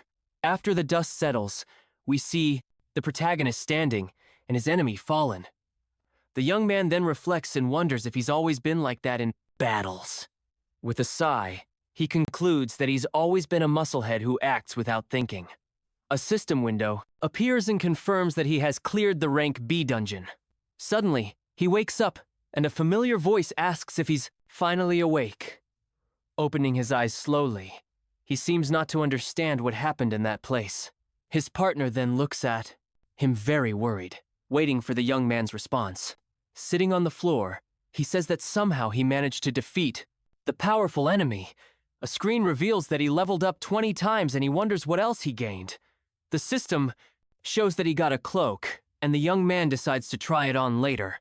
But suddenly, the hero notices something strange and gets a look of astonishment. To his shock, the creature is standing in front of him again. The standing creature leaves the protagonist surprised, but to his surprise, the beast now looks like a cute and friendly puppy. Completely confused, the protagonist is speechless at the monster's change. The creature now looks at him with a docile expression and even wags its tail happily. Even without understanding, he decides to extend his hand to the three-headed beast. With that, he pets the monster's head, which seems to like it a lot. The creature says the beast liked him, and the protagonist questions if that is really the boss. His partner says it was unexpected, but that he got the reward anyway. The protagonist then asks if the prize was the equipment, but the creature denies it immediately. With that, he reveals that the reward is the sacred beast Cerberus itself, the best in the dungeon. The entity warns that to form the contract, he needs to feed the beast his blood. Without a second thought, the protagonist cuts his finger, offering the blood to the creature. He then offers it to one of the creature's mouths. A screen confirms that the beast is his servant, and the partner says they have achieved their goal. 3 days later, at the Adventurers Academy, someone points to a figure in the courtyard. The students look at our hero and whisper, wondering if it's really him. With a bandage on his face, the young man walks with a serious and determined look. Suddenly, his friend Rena spots him from afar and shouts his name. She runs to him and asks where he's been, as she couldn't get in touch. The protagonist explains that he underwent special training for the duel against the president. The girl is very worried, wondering what he did to get so beaten up. Our hero says confidently that one way or another, he is ready for the fight. Seeing this attitude from him, the girl wonders if he's the same friend she used to know. With his eyes closed, the young man seems calm and much more confident than usual. From a distance, the council president observes and thinks the rookie had run away in fear. With a malicious grin, he thinks the rival came only to show how pathetic he is. Then, the white-haired boy and his followers approach them in the school hallway. He then announces to everyone that the duel will take place right after today's class. Mockingly, the president asks if he's prepared and calls him Dragon Slayer. Without hesitation, our hero faces his rival and confirms that he is more than ready. The president then asks if he hasn't forgotten the stupid condition he proposed. The protagonist confirms that the loser of the fight will have to leave this school forever. At this, the rival says that's not enough, and the young man asks what he means. The white-haired boy then extends his hand. "Hey, ready to show off?" He proposes adding 100 million credits to the bet to make it more fun. Hearing this, our protagonist is completely shocked by the absurd amount. The other students start pressuring the protagonist to accept the bet. Observing everything, his partner realizes the council president's move. The creature understands that the rival is using the other students to provoke the young man. With this, he concludes that his opponent is as cunning as he always was in the future. The rival then declares that he will take everything the protagonist possesses at that moment. With a malicious grin, he adds that he will turn him into his slave. His friend tries to intervene, but the young man interrupts her and accepts the 100 million bet. The council president smiles, satisfied with his opponent's bold response. He then says goodbye, saying he's looking forward to their magic duel later. Before leaving, he turns to the girl and threatens her about her private lesson. The young woman is completely speechless and terrified by the president's threat. Seeing her reaction, our hero turns and asks her not to worry.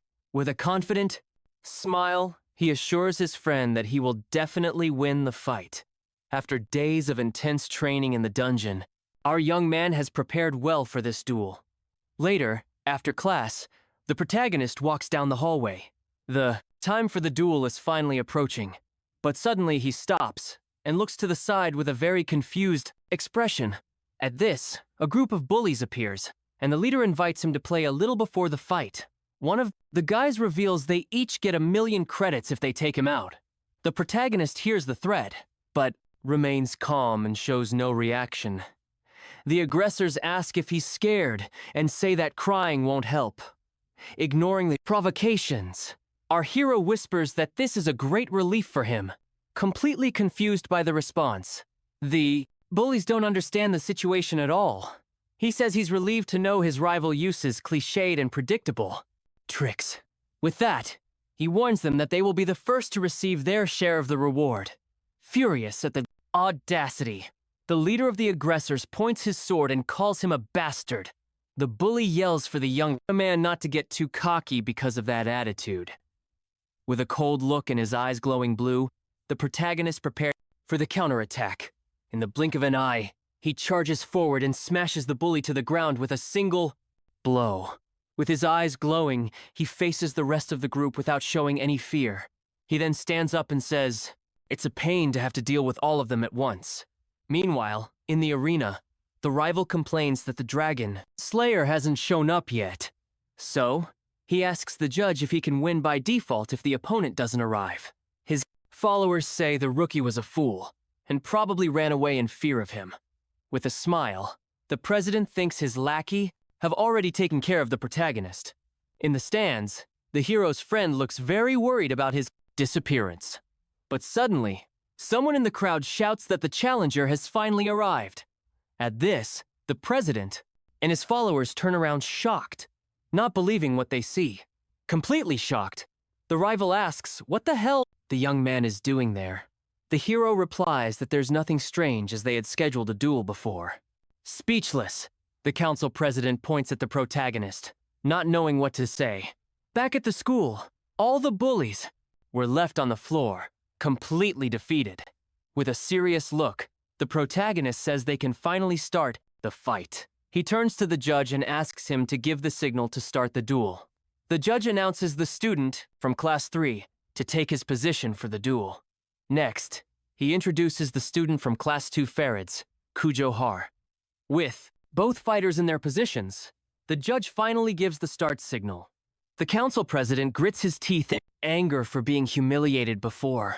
He then says he doesn't know how the rookie did that, but he's going to finish him.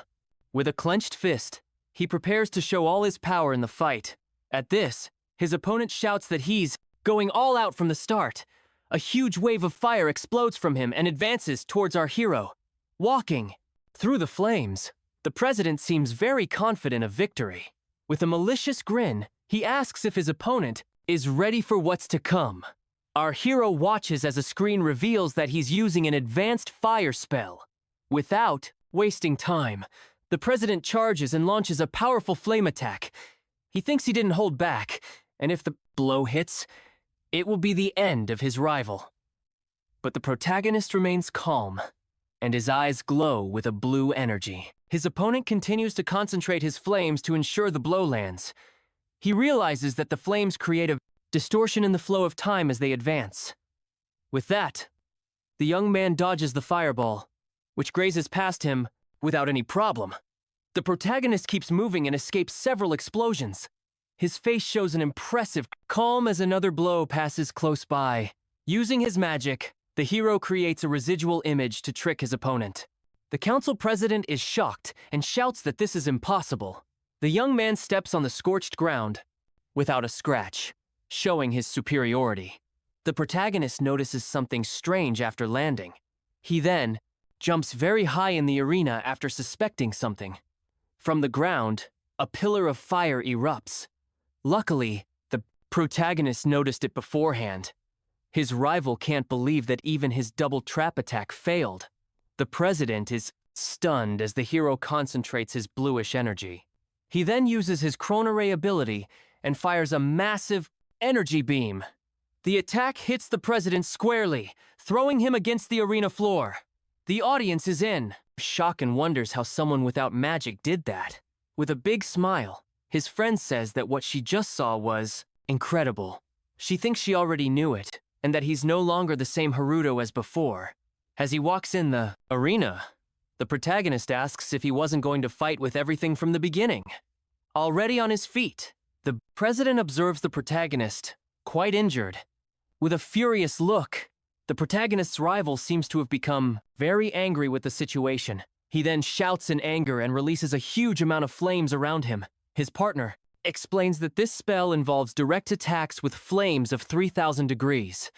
But our hero calmly faces the attack and begins to manipulate the flames with his hand. The president shouts that the spell burns everything it touches and that he will turn to ashes. With that, the protagonist charges and kicks his rival's leg to unbalance him in the duel. He then grabs Ryuga's arm, immobilizing him on the ground. With the president on the ground, the protagonist prepares a blow to his face. With a look of astonishment, the hero's rival seems to fear the blow. However, out of mercy, the protagonist lands the blow only on the side of the president's face. Our protagonist then calmly says that he managed to extinguish the flames of the attack.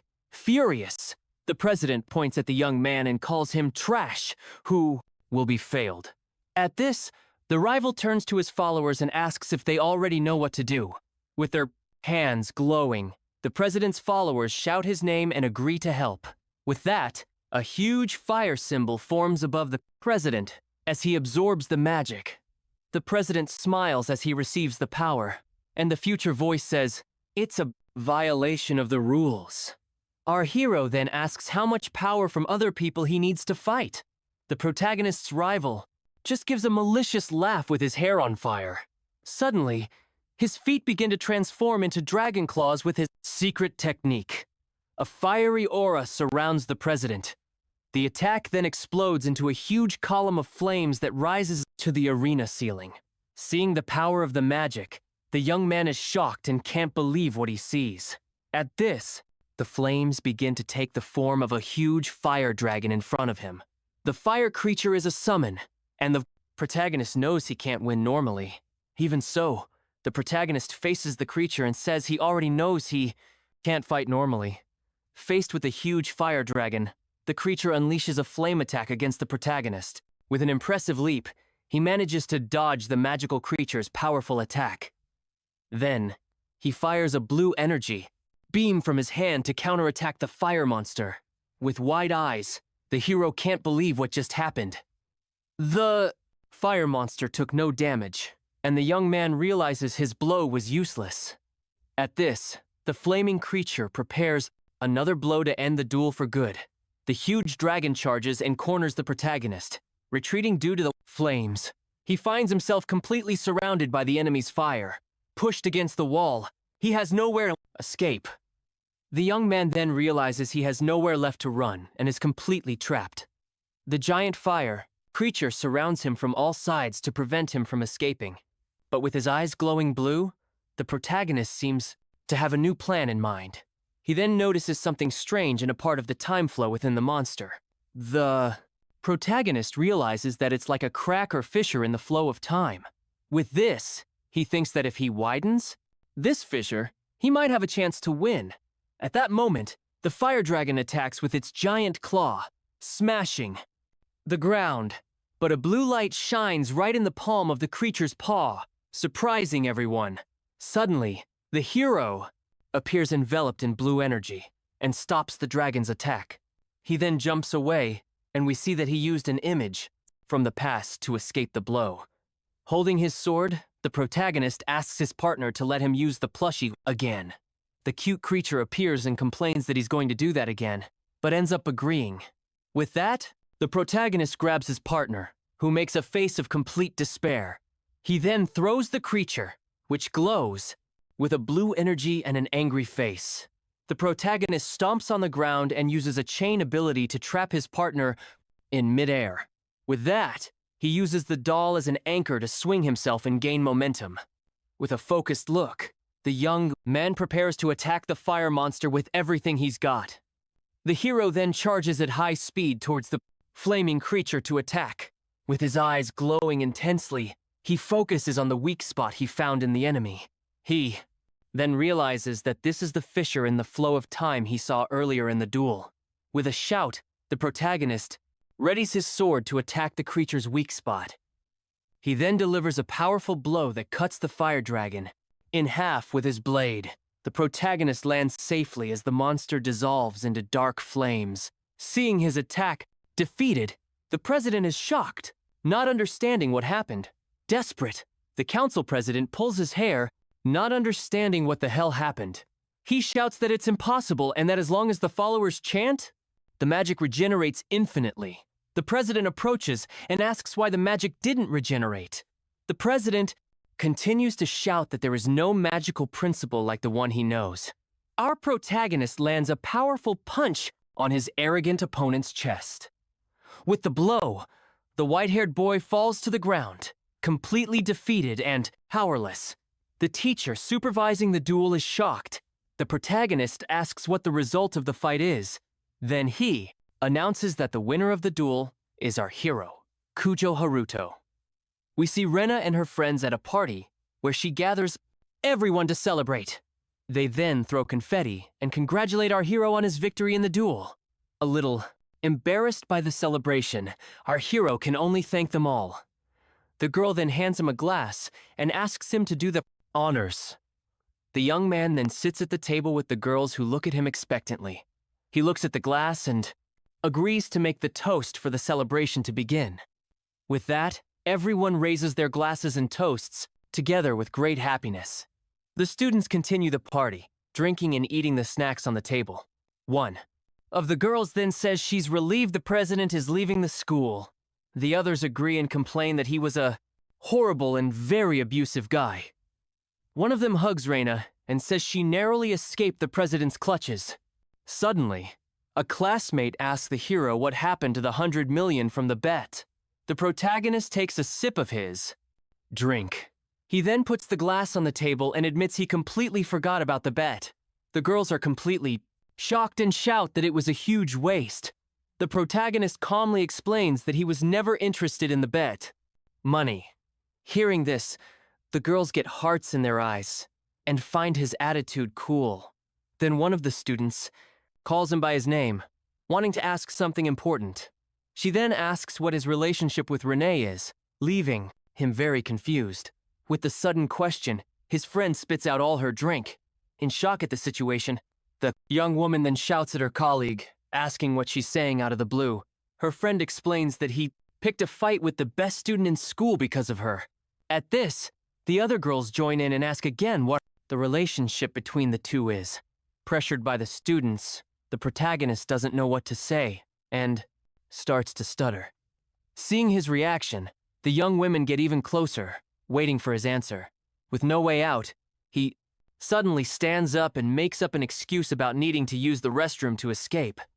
Seeing him walk away, the girls comment that he managed to escape their question. One of the young women says he seems to have changed, and now seems more mature. Reina then remembers that since that day, her friend has always been there. She remembers when they were children, and he protected her from a giant ferocious creature. In the flashback, we see the young boy protecting his friend with a simple stick. Back in the present, Renee holds her glass and thinks that things have always been this way. With a flushed face, the girl remembers that they even share a secret now. She recalls how he saved her in the dungeon from that dark night. The young woman remembers the moment her friend defeated the monster with his power. She then remembers how the protagonist stood before her after saving her from danger. Meanwhile, in the bathroom, our hero washes his hands, thinking about the party that happened. He then receives a message from his friend apologizing for the questions. Reading the message, the protagonist gives a slight smile at the girl's concern. Looking at his reflection in the mirror, he thinks he hasn't seen something so lively in a long time. With that, he grips the sink more seriously. He remembers his family and how he thought he would never have happy moments again. The young man then questions whether the future can really be changed by his actions. Suddenly, the creature on his shoulder calls his name to get his attention. Annoyed, the boy turns and asks his partner to be quiet until they go home. The creature warns that it's an emergency, and the young man is confused by the declaration. His future self then says in a serious tone that the time has finally come. The protagonist turns and asks, what the hell his partner is talking about now. Then, the entity says it will tell him the real reason for being there with him. With that, he reveals that the hero's younger sister, who was supposed to be dead, is actually alive, and an image of his sister comes to his mind. Completely shocked, the protagonist can't believe what he just heard. He remembers that his sister Ria passed away in an accident a long time ago, but the doll explains that she is not alive in the world he is in. The creature then tells him to prepare immediately for what is to come. With a determined look, the entity declares that the two of them will save her together. Soon, we have some flashbacks of the protagonist's childhood with his sister. With a big smile, the young woman showed off the red scarf she had just made. Curious, the protagonist asked if it was Ria herself who made the gift. With great pride, the little girl jumps with joy and confirms she made it all by herself. The protagonist finds her amusing. With a radiant face, the girl extends the gift, saying it's for him to wear. Completely surprised, the boy asks if it's really for him and if it will look good. With that, the young woman pouts and asks if he doesn't want her gift. Quickly, the protagonist denies it and says, of course, he wants the scarf. Hearing this, the little girl breaks into a huge smile of pure happiness. Then she puts the scarf on him and says he should have accepted it right away. With the gift around his neck, the boy comments that the stitching seems a bit loose. With the scarf in place, The girl warns that tomorrow is Christmas Day. Then she puts on a fake mustache and says it's a gift from Rihanna No. With a gentle smile, the hero understands the gesture and thanks her for the gift from the heart. The girl proposes a belated Christmas party after her ballet recital. With a smile, she says he will also have to give her a gift, but he reveals that he never kept the promise, as his family had an accident. Back in the present, the protagonist remembers that they never went home again. A voice calls his name and pulls him from his sad memories of the past. In his apartment, the young man continues to be lost in his thoughts about what happened. Looking at the shelf, he focuses on a very special memory from his childhood. He stares at the photo of his family and the scarf his little sister gave him as a gift. With that, the hero apologizes and asks his partner to repeat what he said before. The creature then tells him to pull himself together as they have a mission that cannot fail. The protagonist agrees but asks why his sister Rhea is alive in the first place. He then concludes that everyone died in the accident and she can't be alive. The partner asks what he knows about the accident, and the young man says it was a mystery. At this, the entity explains that this mystery is beyond their current science. The protagonist is shocked and confused by the revelation, not understanding anything. The cute creature reveals that a space-time hole opened in the sky that day. Confused, the protagonist asks what that is, and the entity confirms it's a dimensional connection. The being explains that the plane was pulled in by the hole, and that's why it disappeared from radar before crashing. Even shocked, the young man says this doesn't change the fact that all passengers died. His partner reminds him that his sister Rhea's body was never found in the wreckage of the accident. At this, the creature concludes that she was the only one sucked into that hole alone. With wide eyes, the hero finally begins to understand the truth behind it all. The entity says the place is called the Dimensional Rift, where time and space are not the same. Therefore, years in this world for the little girl would be less than the blink of an eye in there. So, when the hole opens again, his sister will finally return to this world. He reveals that this is why he came from the future, because when he discovered everything, it was already too late. The doll grabs his clothes and begs the young man to save the girl this time. Apprehensively, the little creature asks the protagonist of this world to do what he couldn't do in the other. The protagonist remains silent as he watches this creature. He then agrees and asks where and when the space-time hole will appear. The creature says it will appear right above the Tokyo Tower in the Sky Castle dungeon. The next day, we see the city of Tokyo preparing for another normal workday. Looking at the city, the protagonist is ready for the mission. The mission with his sister's scarf around his neck. The doll complains that he bought all the offensive items and recovery potions from the store. The young man replies that he only managed it thanks to the money he earned in the Azabu Crystal Labyrinth. The entity then asks why he is wearing the scarf in the middle of June. With a distant look, our hero just says he is very sensitive to the cold, and that's why he wears the scarf. The partner understands and decides not to press the matter further to not make him uncomfortable. He warns that the gate to the Sky Castle dungeon is at the Tokyo Tower Observatory. In 24 hours, the space-time hole will open 300 meters above the dungeon. When that happens, the hole will eject his sister out of the dimensional rift. But if the hero doesn't arrive in time to save her, the girl will suffer a fall. The protagonist clenches his fist tightly. With his hand in front, he activates his space-time Mage suit and prepares to act. With that, a bright blue aura envelops him, and he prepares to enter the dungeon. With his suit and a determined look, he promises he will save his sister, no matter the cost. Our hero then arrives. It's at the location, but is immediately stopped by two armed guards who tell him to halt. They explain that a dungeon gate has appeared, and only rank A adventurers and above can enter. After receiving the information, the protagonist decides to use a different approach. His partner then asks what he's going to do, and the protagonist says there's no time and they'll take a shortcut. With that, the protagonist concentrates a blue energy in his feet, preparing for a quick action. Then he jumps and starts climbing the huge red tower using his enhanced agility. The creature says he's learning, but the protagonist complains that his future self is very annoying. The hero continues to climb the metal structure at an impressive speed. Reaching the top, the young man peeks over the edge to see what's happening inside the location.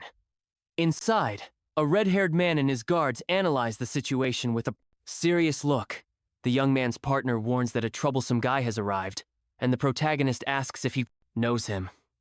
The entity then explains that he is the head of the region's Adventurers Guild and is very stubborn. The future being also says that the man will just stand there looking at the gate without doing anything useful. The protagonist decides they can't wait and tells his partner they are going into the portal. With that, the protagonist intends to break the tower's window to get inside. The loud noise catches the attention of the guild leader, who wonders what that sound was. So he orders one of the guards to immediately check the source of the noise. The soldier looks at the window, but sees nothing broken, becoming very confused.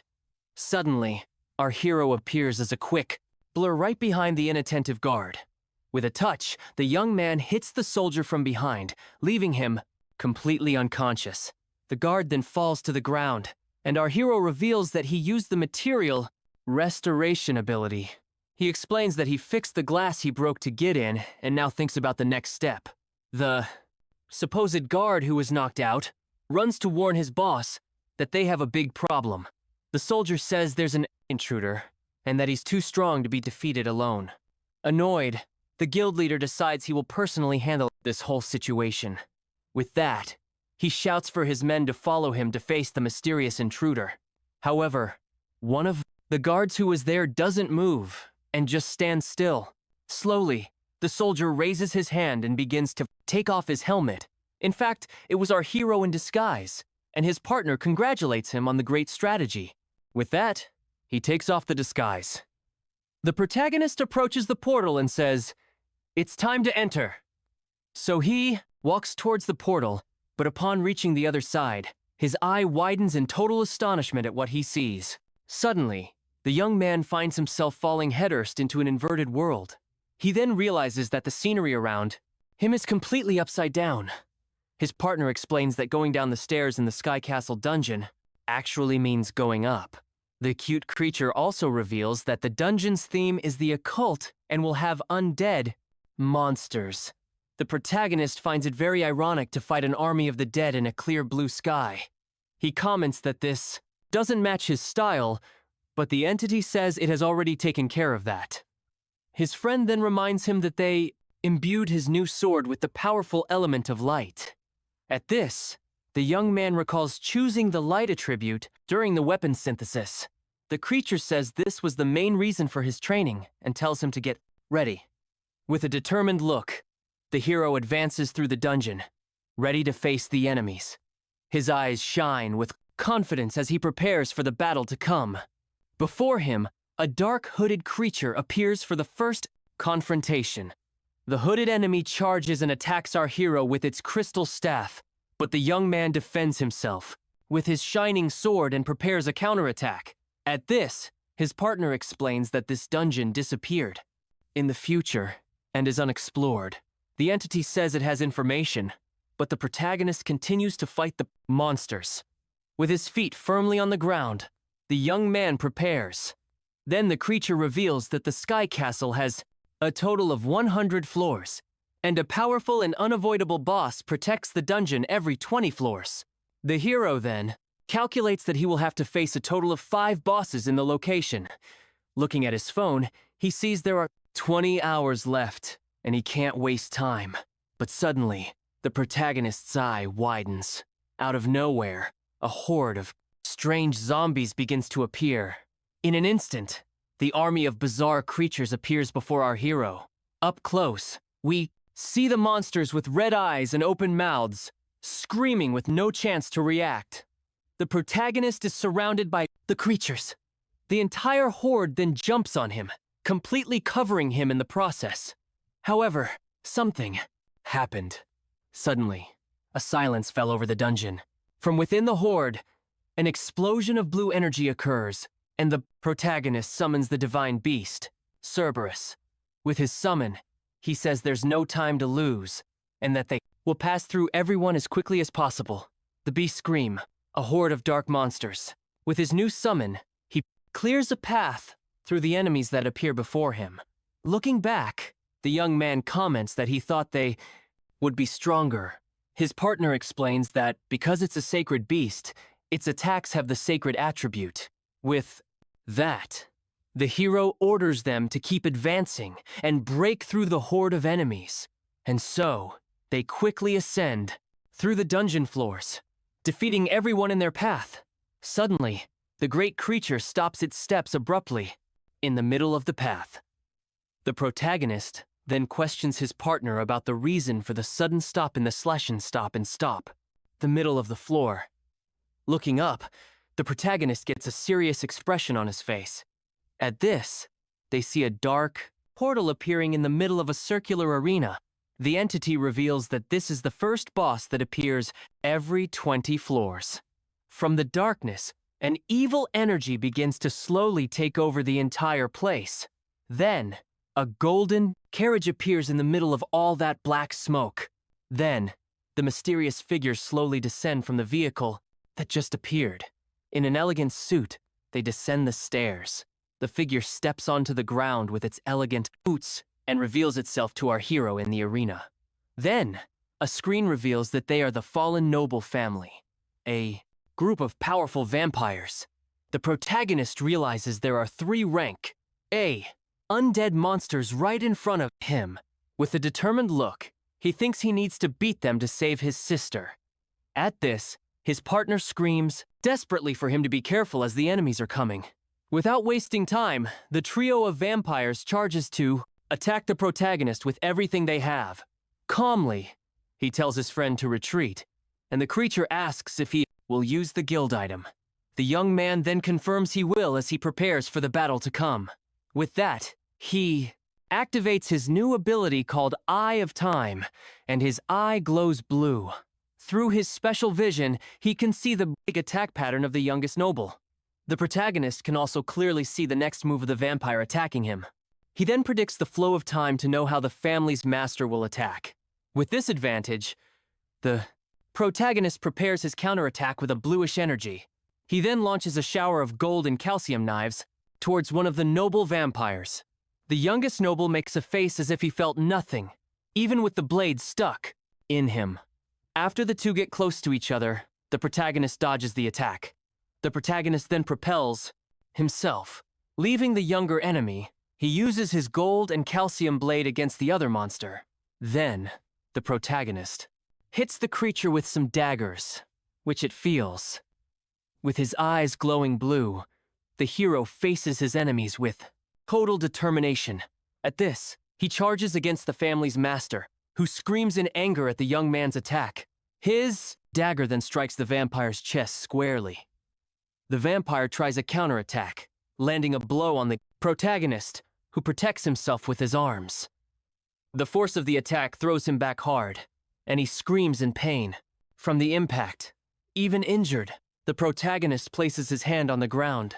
With that, he uses the energy and gains some distance. His eyes glow, and he thinks the enemies are in the perfect position for his plan. Now far from the vampires, the hero raises his hand and gives the command to detonate everything. He then clenches his fist, and an immense blue energy begins to explode all over the place. With that, an explosion hits all 3 vampires at the same time who scream in pain. A large explosion of blue and green energy illuminates the entire dungeon arena. His partner explains that each knife is worth 100,000 credits and is made of a very rare metal. The creature then complains that he throws expensive items around without thinking about the consequences. The entity then questions if it's fair to win just by spending millions of credits in the fight. With a serious look, the protagonist says the battle isn't over yet, and he needs to continue. He reveals that he only destroyed their physical bodies, and now they've returned as ghosts. The young man realizes that, as he suspected, it's difficult to harm ghost monsters with physical attacks. But this also exposed their weakness, and he enchants his sword with the light attribute. With his sword glowing intensely, he charges with everything he has towards the enemies. With a battle cry, the protagonist, attacks the ghosts with his sacred blade without hesitation. He then uses the Chaos Meteor ability and several beams of light fall from the sky. The blinding light of the explosion illuminates the arena, defeating the ghosts at once. A system screen informs him that he has defeated the enemies and gained many rewards. After the victory, a staircase of light appears before him, leading to the next floor. Without wasting time, the hero begins to descend the steps, continue his training. With his eye glowing intensely, he swears he will rescue his sister named Rhea. On the 40th floor of the dungeon, the divine beast roars fiercely. But instead of attacking our hero, the creature charges in another direction with its eyes glowing. It turns out Cerberus was attacking another boss of the floor, the undead, Queen Lamea. After the battle, the three-headed monster calmly approaches our protagonist. The beast that was once threatening now licks the young man's face as if it were a puppy. Our hero then pets the creature and comments that it seems more like a pet. With that, they advance to the 50th floor, but the entity suddenly shouts for them to stop. Obeying the command, the huge three-headed beast stops immediately. Mounted on his new companion, the protagonist asks why they stopped in front of that wall. His partner then says there's no mistake, and the protagonist is left confused by the situation. The creature tells him to activate the Eye of Time and look at the wall to see what's there. The young man's eyes glow with an intense blue energy. Looking at the wall, the protagonist is shocked by what he can see and can't believe it. With his new vision, he discovers a secret room that disappeared in the original timeline. At this, the doll turns into the card and tells him to place it on the wall to open the secret passage. He obeys and places the envelope in the crevice of the wall as instructed to enter. Before moving forward, the protagonist asks his new companion to wait outside. Inside the secret room, he finds a huge blue crystal floating in the middle of the air. Suspicious, the young man asks the entity if this is another trap like last time. His partner assures him he won't trick the hero. A system screen appears, revealing that this is an acoustic crystal that releases hidden abilities. With a touch, a bluish energy begins to flow from the crystal directly into the boy's hand. Suddenly, the object shatters into several pieces, releasing a blinding glow throughout the place. The system informs him that he has gained new space-time magics and unlocked his potential. The entity is surprised he got the avatar replay, and the young man asks what that is. His partner just says it's better for him to test the new ability in a real combat. On the 60th floor, they find the boss, Zombie Beelzebub, the Lord of the Flies. The doll explains that the monster flies, spits a solution that melts everything, and also regenerates. Annoyed, the protagonist complains that the creature is just listing the enemy's characteristics. With his eyes glowing, he prepares to face the new boss of that dungeon.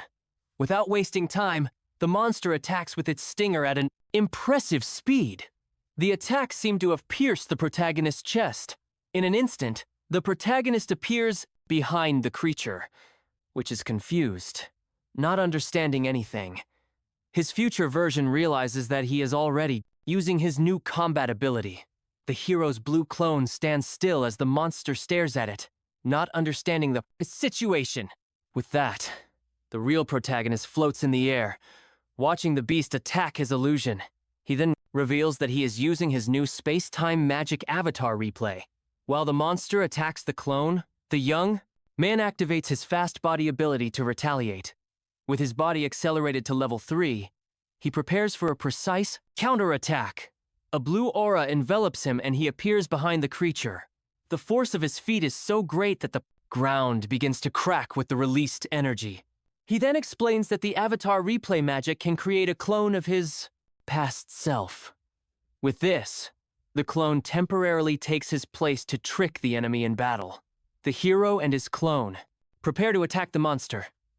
Suddenly, several clones appear and attack Beelzebub from all directions at once.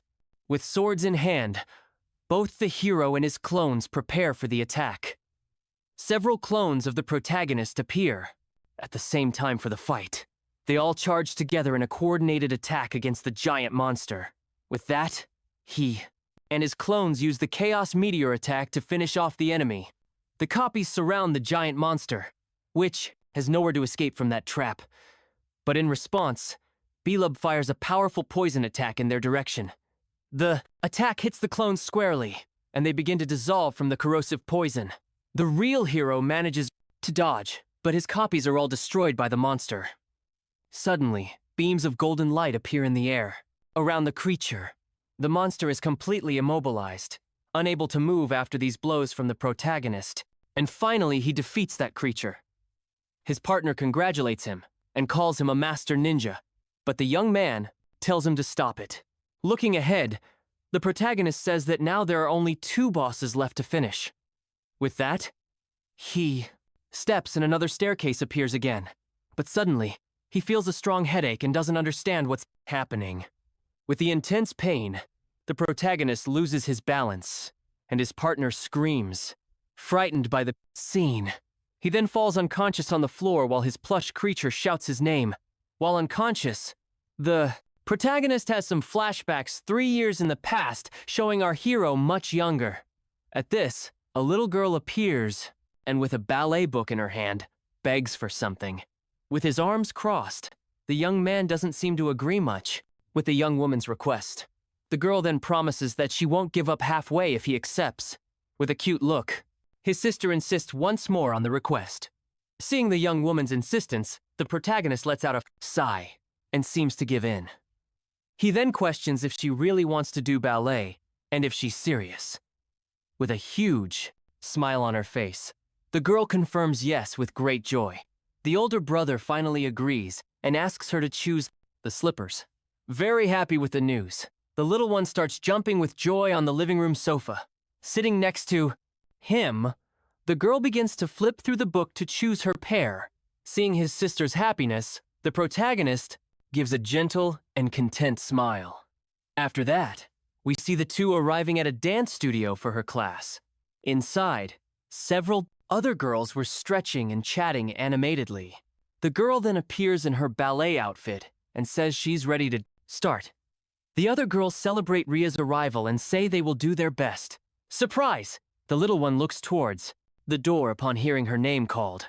With a smile, the girl waves to her brother who is watching her from the entrance of the room. The young man then waves back and notices how well she seems to be fitting in. Her new friends tease her about her brother being there and the little girl turns red. Soon after, the dance class begins and all the students take their positions for practice. At first, the girl seems a bit clumsy, trying to copy the movements. But even with difficulty, the little one continues to strive to learn the dance. With her feet on point, she tries to make the movements with as much grace as she can. Then, with a smile on her face, the girl seems to finally be having real fun. Seeing this, her brother thinks that she seems to be having a lot of fun in class. After class, the girl says goodbye to her new friends. Walking home, the little one says that dance class was a lot of fun. She admits that ballet is quite difficult, but that she is determined to do her best. The protagonist listens attentively and says he is happy to hear that from her. The little one then seems to think of something and gets a more serious look. She then suddenly stops walking and calls her brother's name. The girl asks if the slippers and dance lessons were very expensive. With a smile, the protagonist says it was nothing and that she doesn't need to worry. But the girl remains worried and holds her bag more tightly. Her sister comments that since their parents are traveling for a conference, she concludes that all the money must have come out of her brother's pocket. Our hero is surprised and realizes that his younger sister has unmasked him, but the girl says it's okay and that he shouldn't worry about it. He then asks if she had a lot of fun in ballet class earlier. The protagonist says he is happy that she found something she really loves to do. With her eyes showing admiration, the girl looks at her brother and calls his name. In her hands, she holds a small gift box to thank her brother. With a flushed face, the young woman thanks him for everything he has done for her. Seeing this, the protagonist gives a gentle smile to his dear little sister. Suddenly, the little sister hugs him and says she loves him. She then runs ahead and says she will cook to show her love for him. The scene cuts to the present, and the hero remembers this with a determined look. We see him mounted on the three-headed beast he summoned in the dungeon. His partner then asks if the young man has finally woken up from his faint. The protagonist asks if he passed out, and the creature says he used too much energy. He thinks about using a potion, but his companion says he has already taken care of it. The entity explains that it healed the present injuries, but not the hero's mental fatigue. With wide eyes, the young man desperately asks about the time limit. His partner then reveals that there are only 5 hours left until the duel. The protagonist stands up and tells them to go, even though he is very exhausted. At this, he remembers his sister and promises they will go to her ballet class one more time.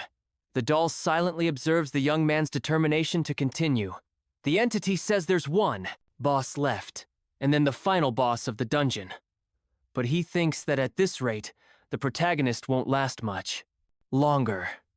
With a serious look, the cute creature says it has no choice but to use its last resort. He has reached the 80th floor of the Sky Castle dungeon, and we see the mummy of the Acid King. But the monster is immediately crushed by a powerful blue energy, and the creature shatters into countless crystal fragments. At this we see that the attack came from our hero, who used his gravity magic, and he extends his hand controlling the power. A system window informs him that he defeated the boss, leveled up twice, and his swordsman skill also increased by 4 points. After the intense battle, our hero looks completely exhausted and panting, and he can barely stand after so much effort. At that moment, his companion Cerberus approaches the protagonist. With a smile, the young man thanks his faithful companion for the help, and he pets the beast's head while the doll watches. Suddenly, a system window appears, asking if he wants to use an elixir, and without a second thought, the protagonist selects the yes option. With that, a green healing aura completely envelops him, and his energy and injuries are restored in the blink of an eye. Even though recovered, the boy still feels the fatigue, and his partner asks if he doesn't want to rest a bit after that fight. But the young man refuses, and says there's no time to lose as there are only 3 hours left for his sister to emerge from the space-time hole. With his goal in mind, he decides to head straight for the top floor. Soon after, a system notification informs him that he has reached the 100th floor and the Sky Castle dungeon has been cleared. Looking at the cosmic scenery, he says they have finally reached the top, and his partner confirms it's time to face the final boss. The creature explains that after defeating the enemy, he can reach the exact location as that is where the space-time hole will appear. With a determined look, our hero touches his scarf. His eyes glow with blue energy, and he says he is ready to go on with the fight. The young man then walks down a long corridor towards an imposing throne. Sitting on the throne, a giant skeleton is seen, enveloped in a sinister purple aura. A window reveals that he is the Soul Reaper, the god of the underworld, and the dungeon boss. Seeing the enemy, the protagonist tenses up and his partner seems very annoyed with the situation. The cute creature reveals that this monster doesn't even exist in the future's database. Suddenly, the dungeon boss speaks and wonders why only one human is there. With that, the protagonist is surprised to discover that this creature can talk. The monster praises him for having come so far alone without anyone's help. At this, the Soul Reaper begins to summon a dark weapon with his purple magic. In response, the hero materializes his own sword with a brilliant blue energy. Holding his new weapon, he faces the giant skeleton. Preparing for combat, the god of the underworld promises to cast the deadliest curse that exists upon him. At this, the protagonist partner realizes that the enemy's weapon is in the database. The screen reveals that the weapon is the Divine Scythe of Curses, a staff for illusion magic with negative status effects. But the protagonist doesn't care about the description and says it doesn't matter how strong it is. With his eyes glowing intensely, he swears he will defeat the monster immediately. Using his enhanced vision, he finds the enemy's weak spot, which is in its chest. Then, the hero activates his body acceleration to level 3 to start attacking. With incredible speed, the young man charges towards the Soul Reaper. The god of the underworld is surprised by the boy's speed. The protagonist dodges the giant scythe's blow with great agility and continues to advance. The dark blade descends with devastating force, and nearly hits the protagonist. The weapon's impact shatters the floor into pieces. But the hero manages to escape the attack unscathed. After dodging, he jumps over the monster, looking for an undode opening to retaliate. The young man then concentrates his blue energy in his hand, preparing for a counterattack. His target is the glowing core in the giant skeleton's chest to end the fight. He leaps into the air and prepares a devastating blow towards the enemy's weak spot. His sword tries to hit its target, but the monster defends itself well. A large explosion of purple energy occurs, but the blow doesn't seem to have had the expected effect. To the protagonist's surprise, the god of the underworld is still standing and seems unharmed, preparing a new attack. Then, the giant skeleton swings its scythe and launches a powerful wave of energy towards the young man. The monster fires a powerful blow against the protagonist. The Soul Reaper realizes he attacked a copy and the real protagonist. With that, the real hero appears right above the enemy, ready to deliver a fatal blow from above. At that moment, he activates his ability and shouts the name of the magic to summon paralyzing chains. Blue chains appear out of nowhere and wrap around the giant monster's body, trapping its movements. With his sword in hand, the young man prepares to use the opportunity and finish off the boss once and for all. But the god of the underworld mocks him and says that a curse of that kind won't work on a divine being.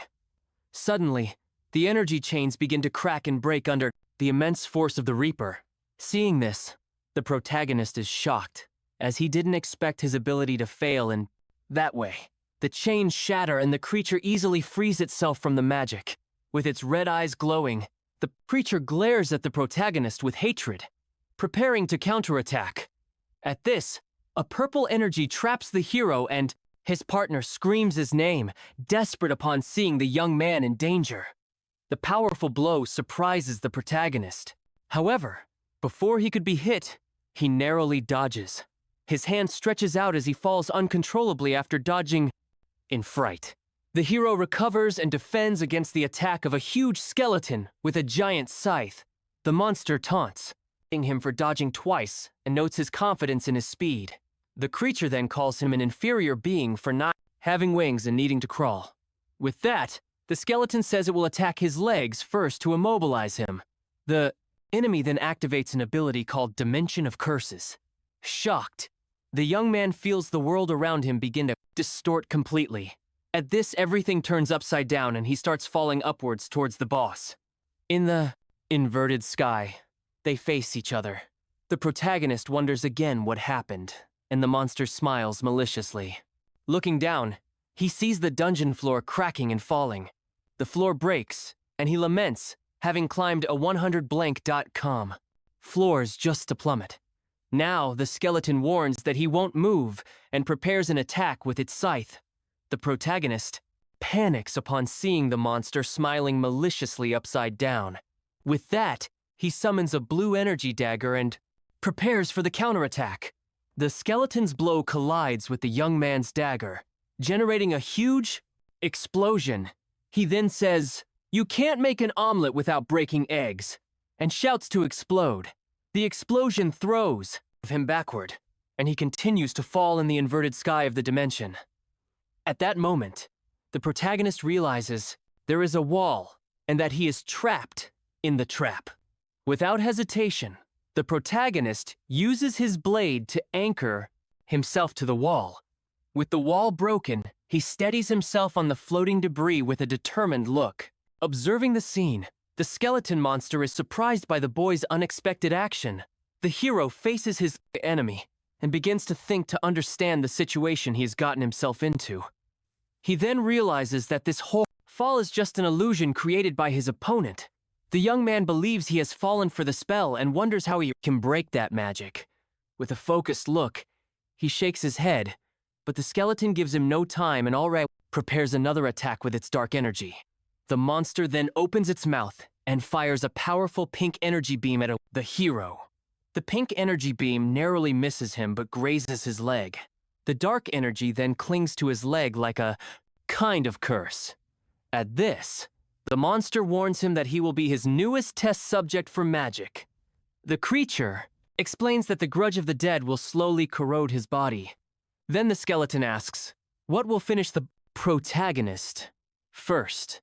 Whether it will be the hatred of his own kind or something much more powerful, or if it will be his powerful scythe from the underworld that will defeat him for good.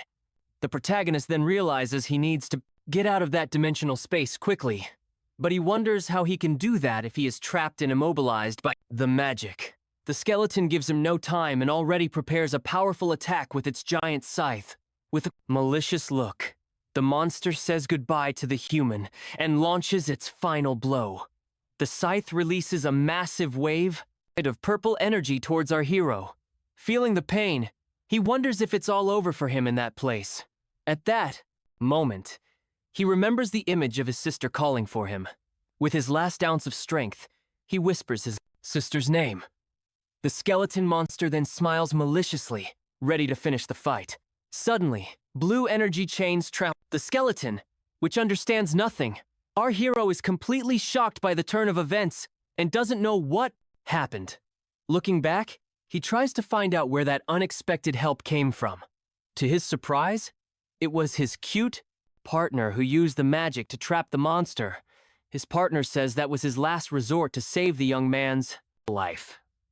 At this, the partner begins to glow intensely with a very strong blue light. The cute creature's body is covered by a powerful blue electrical energy.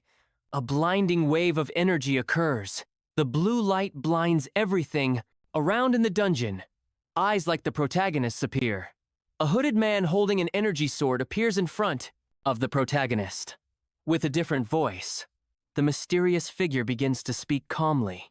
He says it would be a problem if the protagonist ended up dying in that place. With that, his future version activates a powerful magic to rewind everything around. Our protagonist is shocked and feels time moving in a strange way. He then realizes that time is flowing backward and the monster's attack recedes. Suddenly, everything changes and the protagonist finds himself falling into a bizarre space. With his sword, he hits an invisible barrier that begins to break in the air. Floating in the air, the protagonist wonders what this place is. Soon after, the arena floor begins to crack and shatter completely. Large pieces of the dungeon float through space, and everything seems to be rebuilding itself. The hero then lands safely and faces the powerful skeletal monster before him. Both the protagonist and the creature are very confused by the change. The enemy wonders if that wasn't a divine-level spell used against him. Suddenly, the mysterious figure lands on the ground next to our protagonist. It was his older version, who says it's been a while since he had that appearance. The monster gets angry at the scene and shouts that the show's introduction is finally over.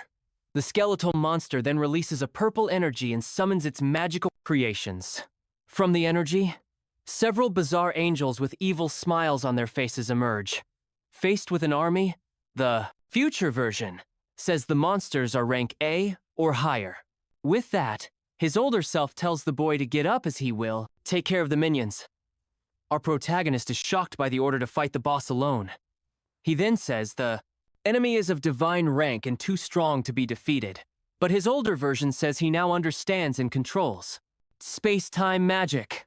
With a smile, he finishes by saying that in the end, they are the same person.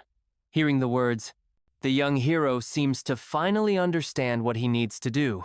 With determination, he agrees to the plan and prepares for the great battle. At this, the entity says it will tell him the attack plan for them to defeat the enemy. The two then prepare to fight while the monster watches them from a distance. The creature points in their direction and orders its army to attack without mercy. With that, all the dark angels fly towards the two of them. Suddenly, a huge explosion of blue energy hits the monsters squarely. With that, the duo charges with everything. They have to start the battle against the enemies. With a smile, the older version faces the horde of dark angels before him. He then uses the gravity territory to trap all the enemies in the air. With that, the dark angels are paralyzed, unable to move or attack. Floating in the air, the entity taunts the monsters to come and fight him. He then challenges all the minions to come at him at once. Meanwhile, our hero charges with his sword to attack the main boss. On the way, he needs to dodge some minions who manage to escape. Even so, the young man doesn't stop and continues running towards the skeletal monster. His future version then uses an acceleration field to help with the run. With that, the protagonist gains incredible speed and thanks his partner for the help. Getting close, the monster calls him an inferior and disgusting life form. But with a determined look, the hero responds by telling the enemy to kick the bucket. The boss then activates the dimension of curses to try to stop the young man's attack. However, the hero says he's seen this technique before and won't fall for it again. With that, the protagonist breaks through the barrier and the monster is shocked. His eyes glow intensely and he charges with a cry of determination.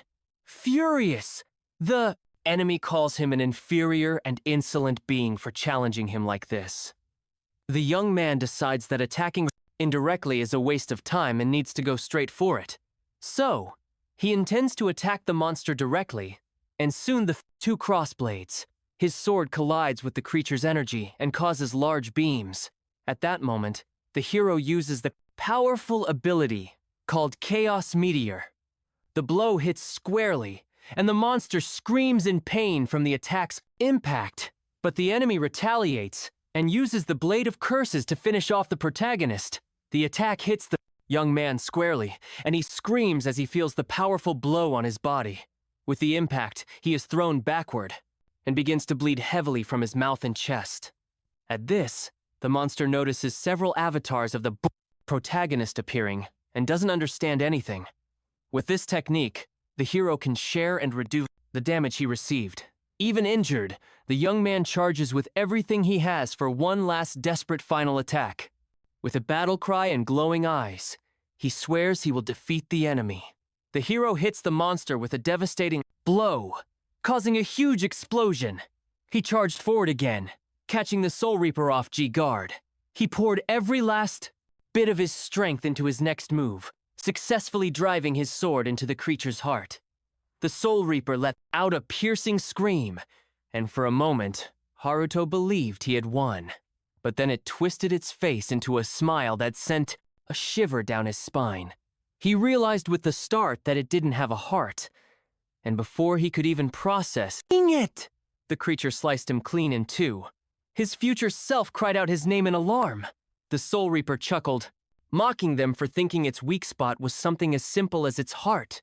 It taunted them, revealing that one of the special abilities of underworld gods is faking a weak point to trick their enemies. The creature sneered at how foolish humans were. Haruto's bisected body collapsed to the ground as the Soul Reaper laughed triumphantly, commanding its swarm of little monsters to press forward. It jeered at his future self, pointing out that he was the only one left. Stuttering in shock, Haruto's future self declared it was impossible and desperately wondered aloud what real weak point could be. The Soul Reaper roared that a god has no weak points. It boasted that if it did have one, it would be something as untouchable as the very concept of its existence, the forbidden crown of Hades. With that, it ordered its monsters to swarm Haruto's future self, declaring that it wouldn't listen to any pleas for mercy. But Haruto's future self stayed surprisingly calm, asking his past self if he'd heard that because now they knew what to do. Suddenly, the real Haruto appeared right behind the Soul Reaper. His sword pointed straight at its head. He confirmed that he'd gotten the message. The Soul Reaper spun around, utterly baffled and shouting that it couldn't be possible. After all, it had just sliced him in half a moment ago. Haruto explained that the one it cut down was just a copy. When the Soul Reaper had attacked his torso, he'd used Avatar Replay to create a double and send it charging ahead while the real Haruto had been lying on the floor the entire time. Still not understanding, the Soul Reaper yelled that Haruto should have died from a direct hit from its divine power. Haruto admitted that. It was definitely a fatal blow. However, his future self had cast a space-time skill called Roll Back on him just before the attack landed. Time had literally rewound for Haruto just before the moment of his death. His future self added that the skill was incredibly complex and could only be used once on the same person. Luckily for them, their plan had worked out perfectly. The Soul Reaper lunged for Haruto, but his future self unleashed Stop Chain level 78 to bind the creature. He then asked Haruto if they should get ready for the grand finale. Haruto turned to the Soul Reaper, confirming that it had mentioned the crown above its head was its weak point. His future self chimed in, promising that they would completely obliterate it. He added they would smash that creepy head of its into tiny pieces. Haruto took a deep breath, and a memory of his little sister thanking him for everything and telling him she loved him flashed through his mind. The memories surged through him, boosting his power. With his determination renewed, he unleashed his full strength. In a single mighty swing, he sliced off the Soul Reaper's head. He then leaped into the air, and moving with incredible speed, chopped its head into countless small fragments. The Soul Reaper's head vanished completely, and its body crumpled to the ground. Finally defeated as it fell, all the little monsters disappeared along with it. Haruto landed back on his feet, just as a system message appeared, announcing that he had defeated the god of the underworld, the Soul Reaper. He had gained 120,000 experience points and 35 million credits. He turned to his future self and reported that the target had been eliminated. At that very moment, a staircase materialized leading up to the top floor. His future self said it was finally time to go, and Haruto agreed, walking over to him. Haruto then studied his older self and asked with a touch of concern if that's really what he was going to look like when he got older. His future self jokingly threatened to hit him. Haruto quickly clarified that he just meant it would have been nice if his future self had helped out from the beginning. As they started climbing the stairs, his future self reminded him that he was only supposed to be a last resort, and that the situation was more complicated than it seemed. He cut the conversation short, saying they didn't have much time before the space-time hole opened and grabbed Haru's hand tightly, telling him seriously that they needed to hurry. They stepped onto the top floor of the Sky Castle dungeon, which was shrouded in a thick fog. His future self immediately looked up and shouted to Haruto that it was there. They both watched as the sky started to crack and then explode with energy. Floating in the middle of all the chaos was a little girl, their sister, Ria. His future self told him that the hole would stay connected to their world for another 9 minutes and 48 seconds, so they should take their time and not rush. As his future self floated toward the hole, he suddenly remembered something and activated the sped-up field skill, creating circles of energy as he rose. Haruto called out, and they both raced upward. As they got closer to the hole, Haruto yelled for Ria. She opened her eyes, saw him, and reached out as he shouted that he was right there. But his future self told him to stay calm, explaining that the inside of the space-time hole was disconnected from the world's laws of cause and effect, which meant only space-time magic would work. His future self then flew into the hole, telling Haruto he would use his magic to push Ria out. So, Haruto needed to be ready to catch her. Positioning himself behind Ria, his future self focused all his space-time power into his hands and pushed with all his might to get her out. Ria drifted closer to the edge of the hole, and Haruto waited, his vision blurry as he strained to see her. She called out to him, calling him her big brother. But then, to his horror, the hole started to dip close. Shocked, Haruto yelled to his future self, asking what was happening. His future self shouted back, just as, stunned that it was way too soon for the hole to be closing. Panic began to set in as he saw how quickly it was shrinking. With Ria dangerously close to being caught in a desperate move, his future self used every last bit of his power to hold the hole open, screaming for Haruto to pull Ria out quickly. Haruto yelled back a determined yes and used his own space-time magic to pull her toward him. As Ria got closer, his future self struggled to keep the hole from collapsing. His future self warned him that if Ria's body got trapped in the closing hole, she would be torn to pieces. And even if she got out, she would die from the fall if he failed to catch her. Haruto focused intensely, replying that he understood. As Ria finally cleared the hole and started to fall, she reached out for him, and he reached back. He managed to grab her hand and pull her into a tight embrace, then shouted for his future self to hurry up and come back. But there was no answer. Confused, Haruto asked what was wrong and urged him to hurry. His future self, however, just smiled and told him that this was where they had to say goodbye. Haruto, completely bewildered, asked what he was talking about. His future self explained that he had hit his limit and couldn't hold his form any longer. He added that he'd used up all the Chronos factor he had stored inside him with that last stunt and didn't have enough power to get back to where he came from. Haruto tried to say something, but his future self interrupted, saying his name seriously. He told Haruto that he hadn't been a very good student, always complaining, making silly mistakes, and just when it seemed like he was growing, his emotions would get the best of him and lead to more screw-ups. But despite all that, he had no regrets fighting with him because Haruto was such a human and kind-hearted person. His future self then told him that the space-time hole would never open again, making this their final farewell. Devastated, Haruto yelled for him to wait, insisting that this couldn't be happening.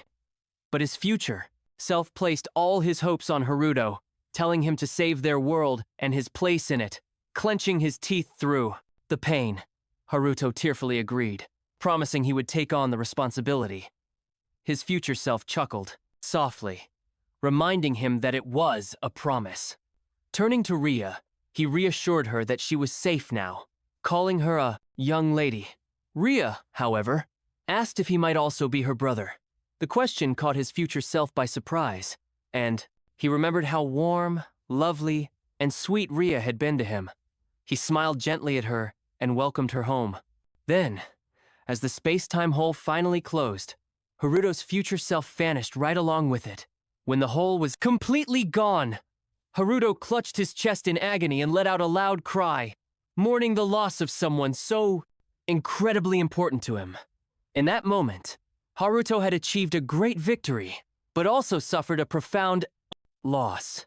The day after clearing the Tokyo Tower Sky Castle dungeon, Haruto walked into his classroom at the Adventurer Cultivation Agency's division. He was shocked when all the girls in the room rushed over to him, excitedly, saying they had been waiting for him. Confused, he saw that even seniors from the third year were there. One of the girls stepped up and, speaking for the Ruga Victims Association, expressed their deepest thanks, with all of them chiming in their gratitude. The girls started talking all at once about how relieved they were that the disgusting sex offender Ryuga had been beaten to a pulp and how they could finally sleep without crying. One girl pointed at him, declaring him their savior and questioning who could have ever given him the nickname God of Plagues. Awkwardly, Haruto stammered for them to stop, thinking to himself that all he wanted was a quiet, peaceful life. Suddenly, someone else approached him, and he was surprised to see it was Yuzuki. She bowed and said that as a representative of the student council, she wanted to apologize for what had happened with the president. He told her there was no need to worry about it since it had nothing to do with her, but she insisted she couldn't just let it slide, especially since she was about to become the new student council president. Looking him straight in the side, Yuzuki asked if he would be interested in helping the school from the inside, which left him confused. She explained she was recruiting for the student council and wanted him to guide the students as the leader of the front council's Mage security guard. The whole class buzzed with excitement at her offer, but Haruto turned her down, saying he was fine where he was and would pass, which shocked Yuzuki. She then grabbed his hand and begged him, saying she would do anything if he just agreed. Ren couldn't believe Yuzuki was being so forward with Haruto and felt dizzy with shock, stammering his name. Ami tried to comfort Ren, telling her it was okay. One of the other girls reminded Yuzuki that class was about to start and gently pulled her away from Haruto. Before she left, Yuzuki shouted that they would continue their talk at lunch and ordered him to stay in the classroom, citing her new authority as the student council president. Haruto just sighed and scratched his head, completely exasperated. During the lunch break, Haruto was on the rooftop sitting on a bench while checking the system. He saw that his level was 98.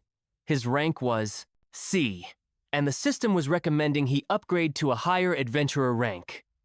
His skills included swordsmanship at level 64 and space-time magic at level 82 with high stats all around. He also noticed he had 5 new spells, and thought to himself that with stats like these, he felt invincible.